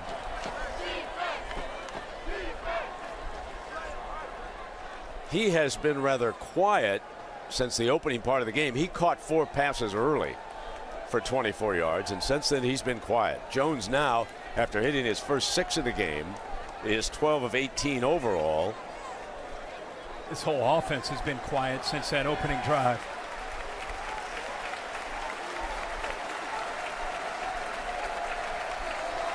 Twice inside the 5-yard line. I was going to say, really the first time this offense and the masterminds behind it have been tested without Kevin Wilson, who's now, as you said earlier, the head coach at Indiana. Millard in as the fullback for Jones. Brennan Clay, the running back, goes in motion. They're going to screen quickly to him, and the Noles would have none of it. Christian Jones out of Winter Park, Florida. I think the motion that time actually drew the attention, and even though Oklahoma can run, but it's tough to get to the perimeter against the Seminoles defense with the speed that they have. Can the Noles come back with a backup quarterback in the fourth quarter? We'll find out. We start the fourth quarter. 13-6. Oklahoma leads it by 7. Landry Jones of the Sooners. And almost intercepted by Michael Harris. Florida State that time in press man coverage. Again, trying to disrupt on 3rd and short. Take away the cushion. Good job there by the defensive backs. Taking away that cushion, disrupting the rhythm and timing between Landry Jones and his receivers. They were expecting that short, quick pass, and they took it away. Now, Trustway has hit 2 51-yard punts here tonight. Greg Reed is back deep. And Way hangs one up in the air, using that sideline again. And this one's going to roll dead at the 9-yard line. What a job by Trustway. As we take a look at the Pacific Life game summary here tonight before the largest crowd in the history of Florida State. Only touchdown of the game scored in the first quarter on the opening drive by the Sooners. Sooners have now 195 yards to Florida State's 177. And if you watched the Michigan-Notre Dame game and you saw some fireworks at the end, so far we have not seen many fireworks, which means every possession and every snap in a one-possession game matters, especially with Florida State deep in their own territory like this. with a backup quarterback, Clint Trickett. Thompson's his running back. Play action. They're going to throw him again on first down. Complete to the 30-yard line. A brilliant pass to Relaford. And Jimbo Fisher comes up throwing again, this time for 20 yards on first down, and Fleming is shaken up. As a quarterback, when your coach, as a backup quarterback, shows the confidence to throw the football and play action on 1st and 10, that makes you feel like you're going to be able to sit in there and make a throw. Great job of protecting him, giving him enough time to be able to make it, have a chance to evaluate the defense, puts the ball right on the money to the big tight end. He's feeling it right now. Look at him. Why not? He's 4 of 6 for 59 yards. He's the son of the offensive line coach here at Florida State, Rick Trickett, and his daddy apparently had a tear in his eye when the young man threw a touchdown pass on his first play ever. He threw a touchdown pass to Rashad Green. It was the first snap for either. Now he's got the Noles down by a touchdown. There is Rick, who's done an outstanding job with the O-line here at Tallahassee. And one of his weapons is the nephew of Coach Odell Haggins, who works with the defense here with the Seminoles, number 12, and he's had a big night here. Receiving, he has 4 catches for 45, so some youngsters taking charge. Play action again, trouble coming.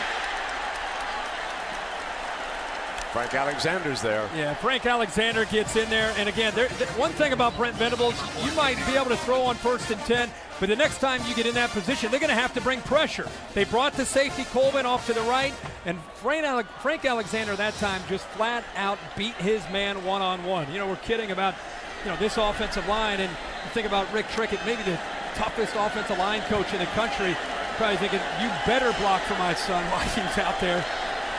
Rodney Smith is off to the right. 2nd down and long for Trickett. Fires in underneath. And he hit Greg Dent. And Dent is a sophomore from Belle Glade, Florida. There is that offensive line and the number of starts. Stork was switched back to center this week. And Fahrenkrug, who was an outstanding JC offensive lineman a year ago, played center for a couple of games. And tonight they've moved him back to left guard. Jones in as the running back alongside Trickett. Be careful here. 3rd down. Pressure. Got one-on-one. Throws for it. Incomplete. Out of bounds. That was Dent working the near side. Nice safe call here where the quarterback he doesn't even have to make a read. He's just going to get back, put the ball up in the air, and hope that Dent can be able to make a play one-on-one against Gabe Lynn. Gabe Lynn never even sees the football. The ball was just thrown a little bit too far to the outside. It's a tremendous effort that time by Dent to try to get his foot down, but clearly out of bounds. Royals, okay, he's in to return this punt.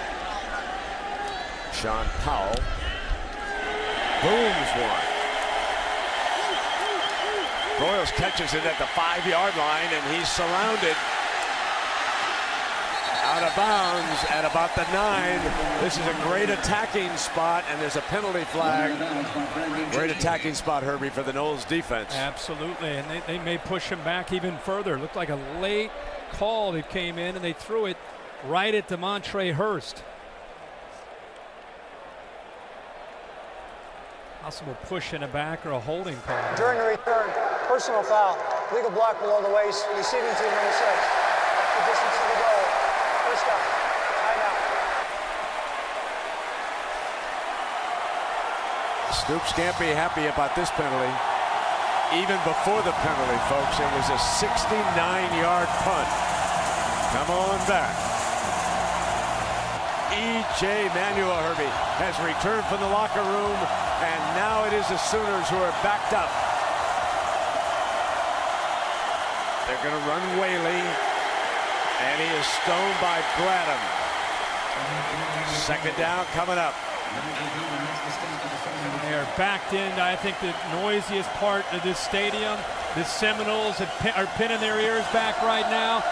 Landry Jones right now, of course, the experienced, the veteran, needs to avoid the turnover, but Bob Stoops still an aggressive guy. Sometimes takes some chances with one-on-one coverage on the outside. Remember, he's got Stills.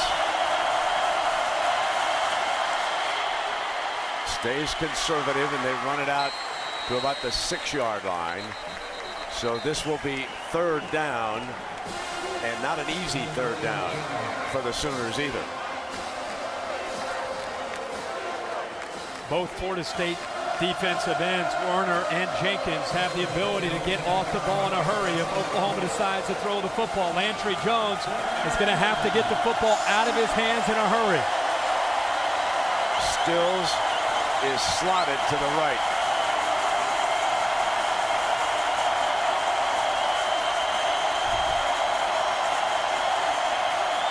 On 3rd down, Landry fires middle, incomplete, and the Sooners are forced to punt. E.J. Manuel reappears, and the Noles force a 3-and-out. I think Kenny Stills may have been surprised the football was coming to him as quickly as it did, but it's just a great play that time by Terrence Parks to come over and get a finger on the ball and knock it away. Now Tressway, who has punted brilliantly, is backed up toward the back of his end zone, with Greg Reed attempting to give the Noles some field position. Movement by Oklahoma. Line judge saw it. Aaron Colvin, 14 on the edge. This shrinks the angle, Herbie, for the Rushmen.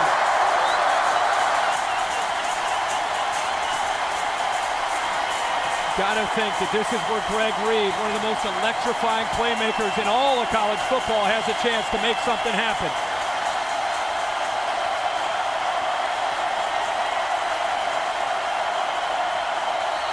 Another penalty. On the snap, the defense forced a false start. False start on the offense. Number 45. Half the distance of the ball. Right there. Bob trying to get to his officials' attention. He's all the way out at the 10-yard line. Brent, you've been doing games a long time. I've been doing games as well. This place has not been this loud since Chris Wanke was a quarterback here. It's been about 10 years since this place rocked like this. Agreed. Here we go now. Tressway very close to the end line. Reed awaits it. And because of where he was in the pressure, that's his poorest punt of the evening.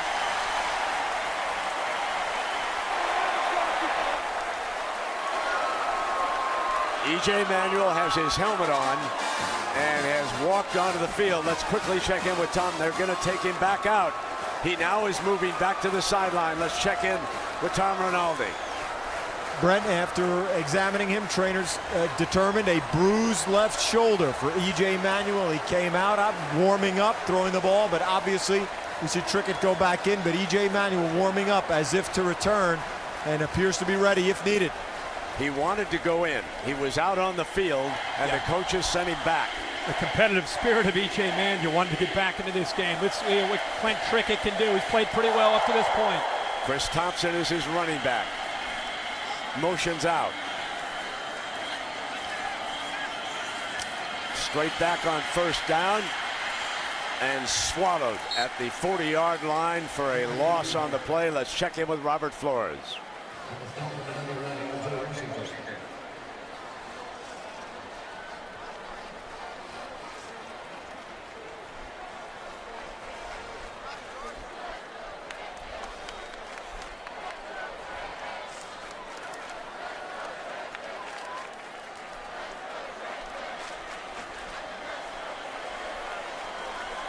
All right, Robert, thank you. And here it is, 2nd down and 12 for backup quarterback Clint Trickett.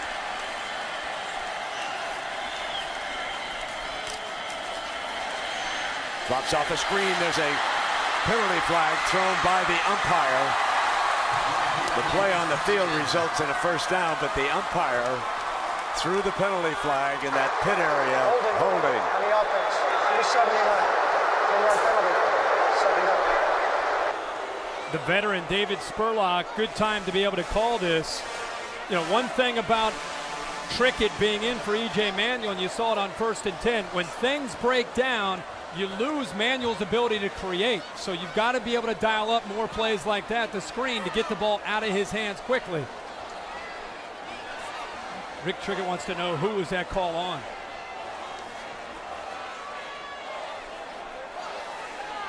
Higgins trots in as one of the receivers.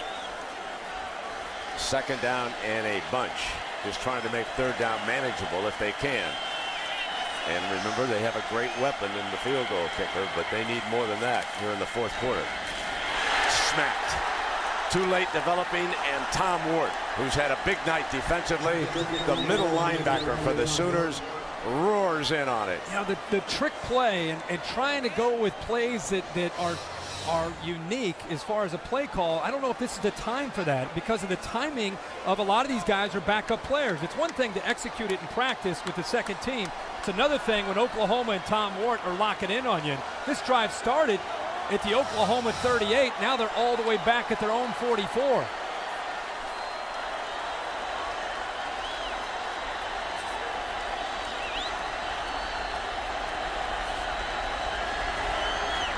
On the third and a bunch, Trickett goes deep. Great grab! Breaking free, 15, 10, Green, touchdown! How about the freshman from Albany, Georgia, Rashad Green, 56 yards on a third and 28.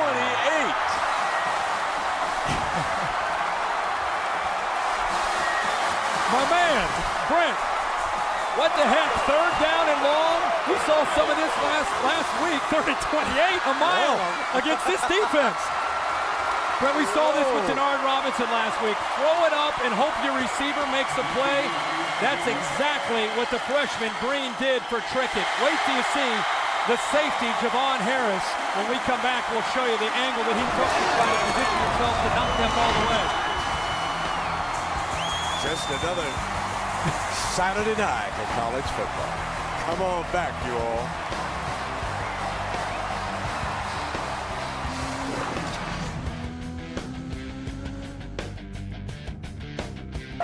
We welcome you back, and a very upset Oklahoma defense here, and having surrendered a 56-yard touchdown pass on third and 28. And Trickett off the bench has led the Noles to a field goal, a punt, and now a touchdown in his 3 drives. And now Dustin Hopkins with that long leg will kick it off. Franks from the goal line. Short of the 20-yard line. Brent, on third and 28, watch the safety right here, number 30. Watch how slow he is to break on the football, and then the angle that he took. Javon Harris was slow to react, and then when he did react, he didn't go up and knock the ball away. It's third and 28, just get up and knock the ball down. He's slow to react, and the corner that time, Fleming, didn't do anything to help him out. Just really poor play that time by the Oklahoma secondary, and Rick Trickett pretty fired up. Rare to see a smile from him in the middle of a football game, but happy for his son. Play is the running back behind Jones and the Sooners. He'll try to come to the left. Picks his way before Harris brings him down. Number 1 for the Noles. 9:18 left in regulation. We're deadlocked at 13. You know, Brett, all tempo. Oh, is Florida State going to be ready for the tempo? After that first drive, I don't really sense that tempo is a concern at all. I mean, Florida State's lined up. Oklahoma's not going nearly as fast as they typically do. The Noles are in position and ready to play ball. Backfield is empty. And caught but short of that first down, and that was Kenny Stills with that reception. You know, Herbie, if you go back to the last couple of years, talking about Oklahoma, they've been a different team on the road. Missouri and Texas A&M beat them as they come back here and pick up a first down with Clay. The year before, they lost at Miami and Nebraska. Invincible in Norman, but not invincible on the road. Well, communication is so important to this tempo, where Jones and the offense look over, get the call. Jones communicates things to the offensive line, but then they have to make adjustments and calls up front and be on the same page within the hostility of these stadiums that they're on the road facing. On the pistol formation. Broyles wrestling it away, makes the catch. And Broyles moves the chains for the Sooners here. Oklahoma has had to work for everything underneath. They usually make a living on these underneath throws. Ball was behind Broyles. He does a good job of adjusting and making a catch. Now they come back to the left side, and a brilliant tackle by Michael Harris, the senior from Miami. Great job here of recognizing the play. They have trips off to the field. Mike Harris, as soon as he sees the receiver to the outside starting to come out to block, he knows the inside receiver Broyles is coming out on a swing pass, and he's got to be able to break in front of the potential block. Time that up perfectly. 2nd and 12.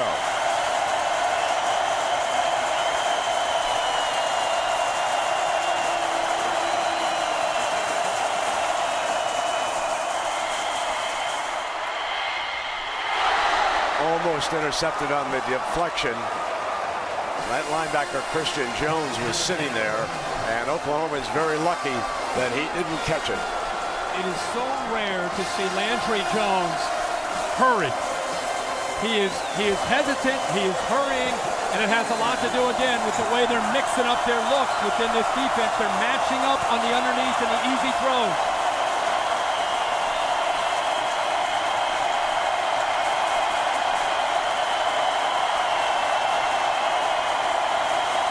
The crowd staying right in it as loud as they can with the Sooners on the field. Hit on the release, but he still gets it off for a 1st and 10, and he finds Ryan Broyles, the young man from Norman, Oklahoma. Another big catch for him. Well, this is as big as it gets on 3rd down, and Landry Jones shows the toughness to sit in the pocket. He finds his man breaking free, and he earned it that time. 22 yards, pump fake by Jones. Gonna go deep down the far side, got a man open in the end zone. Stills grabs a touchdown. Kenny Stills, what a pair of hands.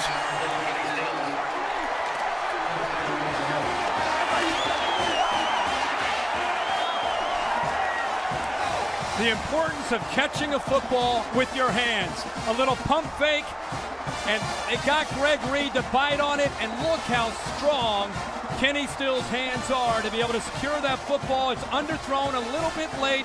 Look how strong he is to secure it and bring it down for a touchdown. Now Stevens on the field. 7 catches for 125 yards for Stills, including that unbelievable grab in the first half. Stevens splits the uprights. 2 big plays, 22 yards to Broyles, 37 yards to Stills, and Bobby Stoops is happy again. We welcome you back, and there's the young man who put the Sooners ahead. One of the 3 big players on this team from California. Landry Jones just saying to Kenny Stills, big plays in big games. And that's what those 2 did coming down the stretch. But now it is the Noles' turn, looking for a big play. Greg Reed is going to come out. And Reed out close to the 20-yard line. Brent, speaking of Greg Reed, he's going to try to match up this time with Stills, who's not going to get fancy. He's going to go down the sidelines, but I really want you to focus on Greg Reed. Greg Reed, who's a great corner, see how he steps up, then he hesitates right there. And I don't think he anticipated Stills getting behind him because he has such confidence in his ability to stay with receivers. But Kenny Stills is a rare exception, gets behind him, adjusts back to the ball, and has the hands to be able to hold on to that football. And Stills a 4-3 guy. Yeah, you better respect that speed. 1st down and 10. Trickett's still in the game, and why not? 3 drives, a field goal and a touchdown. A 1 hopper incomplete, and it'll be 2nd down and 10 for the Noles. So a reminder that right after this game, stay tuned on these ABC stations for your late local news, or you can switch over to SportsCenter for post-game analysis and all the scores and highlights from around the country. West Virginia hanging on against a game Maryland team in the 4th quarter, and now the Mountaineers will go home and host LSU in Morgantown next Saturday. 2nd down and 10.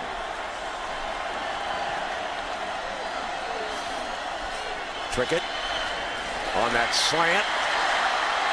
And Rodney Smith in a foot race. And Rodney's a veteran, a junior from Miami. And he has some veteran skill at that wide receiver spot.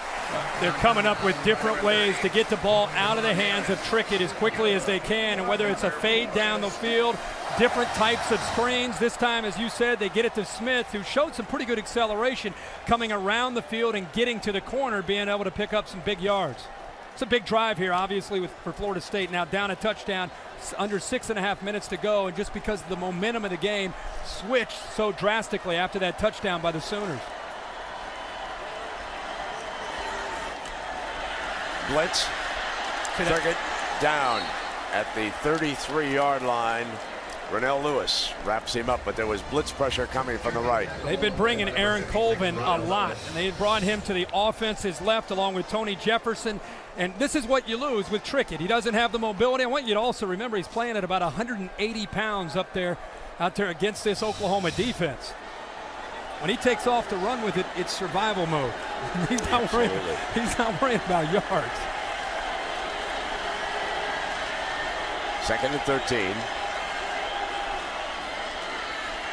Has time, deflected, and a diving interception.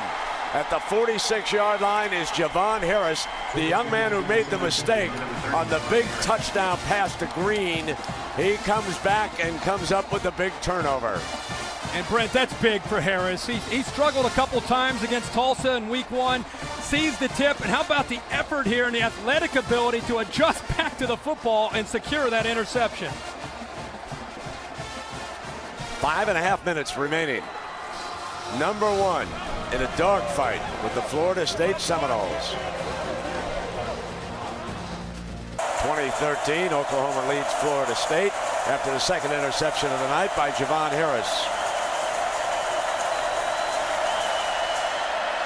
Now Stoops and the Sooners will see what they can do against the clock here. They're up against a backup quarterback. 5:28 remaining. OU with all 3 of their timeouts. They lead it by 7. The pressure is on the other side, down by 7. And Stoops would like to knock some time off this clock and finish this with a kick. Either an extra point or a field goal if he can here. Give himself a little daylight. 2nd down and 7.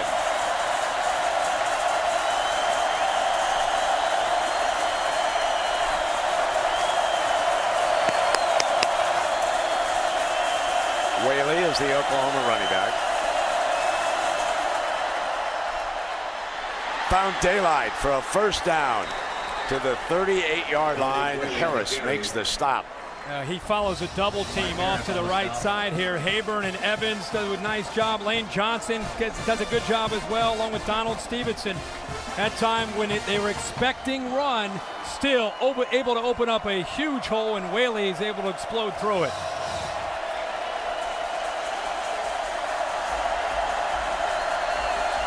Inside of 4:30 now.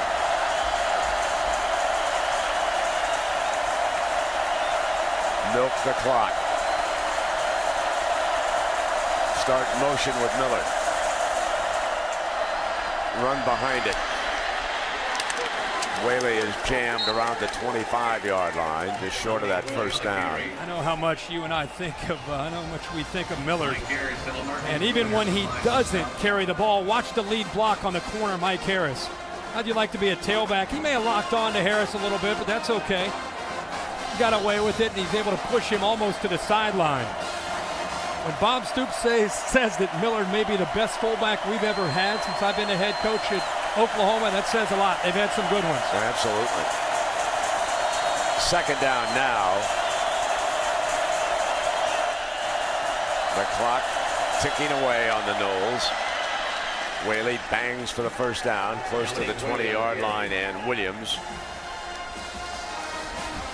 This is where you can't give up if you're Florida State. You got to keep fighting. They've played so well defensively.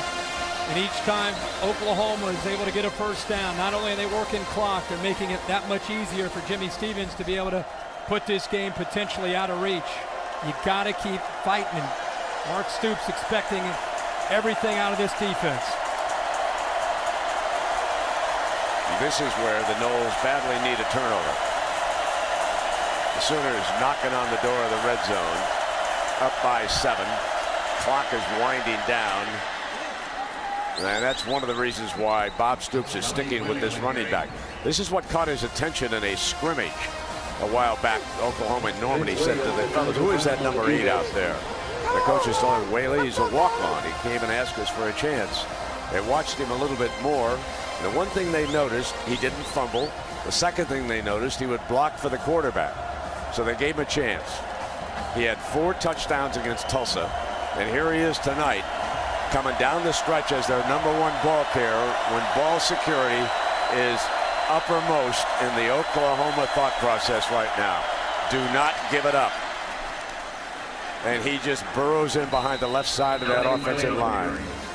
I think when you look at all the backs on their roster, Clay and Finch and even Brandon Williams, it's Whaley, because of the weight he's been able to put on and he's maintained his speed. He's got the best combination of skills, the power to be able to come into a game late like this when you're trying to work the clock. 3rd down and 2.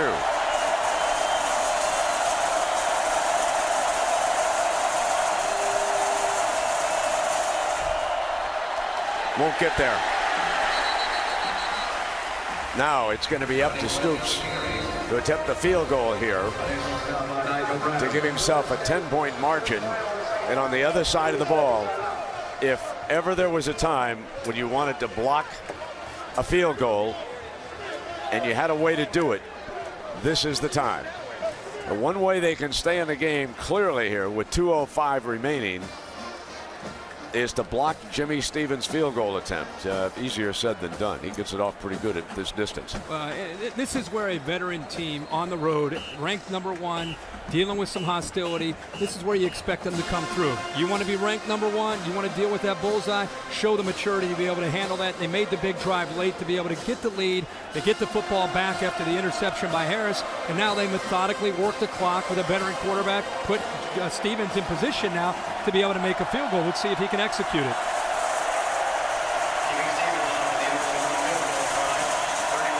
Austin Woods is the snapper.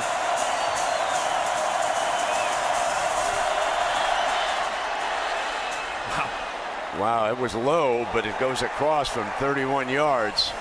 And that gives the Sooners a 10-point lead. Bob, but look at that look he had for Venables. Was, you got to be kidding me on the height on this one. Look at this. This is a line drive.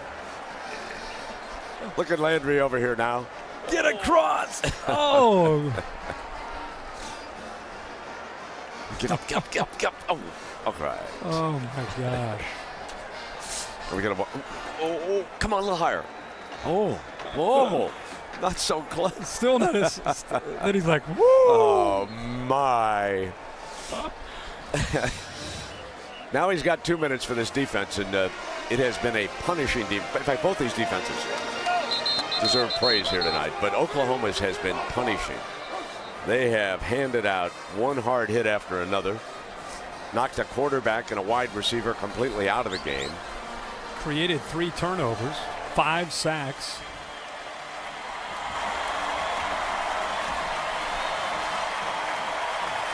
After going early kick over Oklahoma. In to receive for Florida State, Marcus Joyner and Greg Reed. So Reed and Joyner go back. Great return and a quick strike to put them back in business, but they've got to move quickly now. Florida State has exhausted its timeouts. Here's Reed. And he's down at the 15-yard line. And look who, the young man who was hurt early, Kenny Shaw, has come back. And what a great picture that is. We saw him carried off on a stretcher, taken to an ambulance, went to a hospital. And as Tom Rinaldi reported, that's huge. The tests were all good, and here is the young man. He got sandwiched catching the ball at the goal line and took some kind of blow. Thompson on the field here for Trickett. E.J. Manuel, the Noles starting quarterback, also driven out of the game. And now Trickett goes down at the 10-yard line. Jefferson was in there. Brent, I love the blitz. You've got the 10-point lead. Instead of being conservative and sitting back and prevent, you got an inexperienced quarterback. Bring the house. And that time, Tony Jefferson comes up with a sack, number 6 tonight for the Sooners. Second down. Throws back against the defense, and it'll be third down coming up. You think about what this does for the Sooners. It puts them on track to stock a spot in the All-State BCS National Championship game in New Orleans. Now, doesn't mean they're going to get there. They still got to play the schedule. They got some tough games still ahead of them. But this is a big step forward for Landry Jones and the Sooners. I think they convinced a whole lot of people tonight that their defense is for real. You get ready to play them, you get ready to take some licks from these fellas. Trickett got a lot of time. Fires high, and this one is dropped. And now it is 4th down and 17, and this could be the last snap of the night for the Noles. Jimbo Fisher trying to make up his mind on what he wants to do. Obviously, you got to go for this, but the play clock already starting to move, and Trickett's going to have to be able to get up here, and you know Oklahoma's going to pin their ears back and come after him one more time.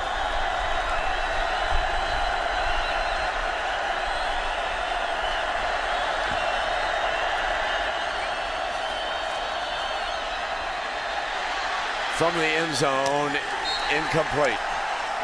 Oklahoma takes over, and the Sooners will leave Tallahassee with their 2nd win of the season, as Still makes a couple of huge plays here tonight, especially the one that put them up by 7 when the game was tied. Brent Venables, the defensive coordinator, with Wirt, who played a great game. Look at that. I don't think Venables is happy with what he did on that play. No, he's just saying avoid that personal foul potentially with a late hit on a quarterback on 3rd and long. But, you know, I'm not making excuses for Florida State, but when E.J. Manuel went out of the game plan changed, the vibe in the stadium changed, and Trickett did a nice job as a backup, but this is a totally different game. And Brent Venables' defensive approach without that mobility from Manuel changed when they decided to just start attacking Clint Trickett. Now here's the key for the Noles, and Jimbo Fisher and Herbie talked about it. Don't let the season go down the drain just because of one loss. Yes, this was a tough loss. It was a big game. We were ranked number 5, but there's still the ACC title up ahead of us that we can go for. We've got plenty of time. We hope that Manuel is going to be healthy along with Shaw. Get Reed, get everybody healthy, because you don't want to let one defeat turn into 2. That's going to be the critical thing for the Seminoles. And they go to Clemson next week, a team that right now is playing with a lot of confidence after their win against Auburn today.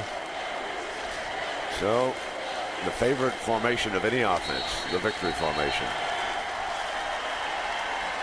Impressive. Number 1 team on the road, tough environment, early in the season, only 2nd game of the year. I think you're right. I think they definitely made a statement, justified that number 1 ranking. Yeah, no question. Well, we're going to see a team that's up there and has its sights set on New Orleans next week when we go see LSU take on West Virginia. When was the last time you did a game in Morgantown, Herbie? Been a few years, but it's an SEC-like atmosphere. That'll be fun. Let's go down to Aaron Andrews with Coach Stoops. I'm going to wait a minute, Brent. He's having a moment there with his brother, Mark.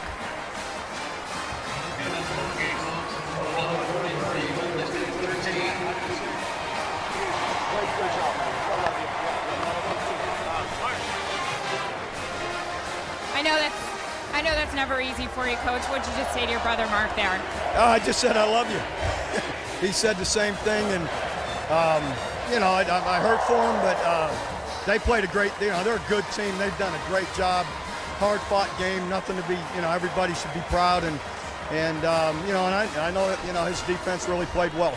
Coach, we talked about at the beginning of the game what kind of challenges a hostile environment like this would create for your team. What impressed you the most with how your kids handled the adversity tonight? Obviously the fourth quarter, when we all of a sudden the crowd's on you, they tie it up, and boom, we come back to 2 huge offense with the big drive, defense gets the turnover, and we beat up the clock and get a field goal. So I'm really proud of them. Our kids really answered the bell when they had to. Coach, thanks for your time. All right, thanks, sir. All right, Brent. All right, Aaron, thank you very much. And there you have it. The #1 team in the nation comes into Tallahassee. And Herbie, they were impressive, winning it by 10, 23-13. And I thought Bob Stoops made a very astute point about the point in the game where the crowd really got into it. Florida State had just tied it. 3rd down, Landry Jones stood in there, dealt with the traffic, made a great throw, and then the very next play he comes back and he finds Kenny Stills one-on-one, and Stills goes up and makes the catch for the touchdown. And that is going to do it. Next Saturday on Saturday Night Football on ABC 8 Eastern, we will be in Morgantown, West Virginia. LSU will take on West Virginia. Can the Tigers keep on rolling? We'll find out next Saturday night, so join us. We thank you for watching ESPN on ABC. Bob Stoops, Landry Jones, and the Sooners win it. We take you to the studio for the Ford Wrap-Up with Robert Flores. Take it away, Robert.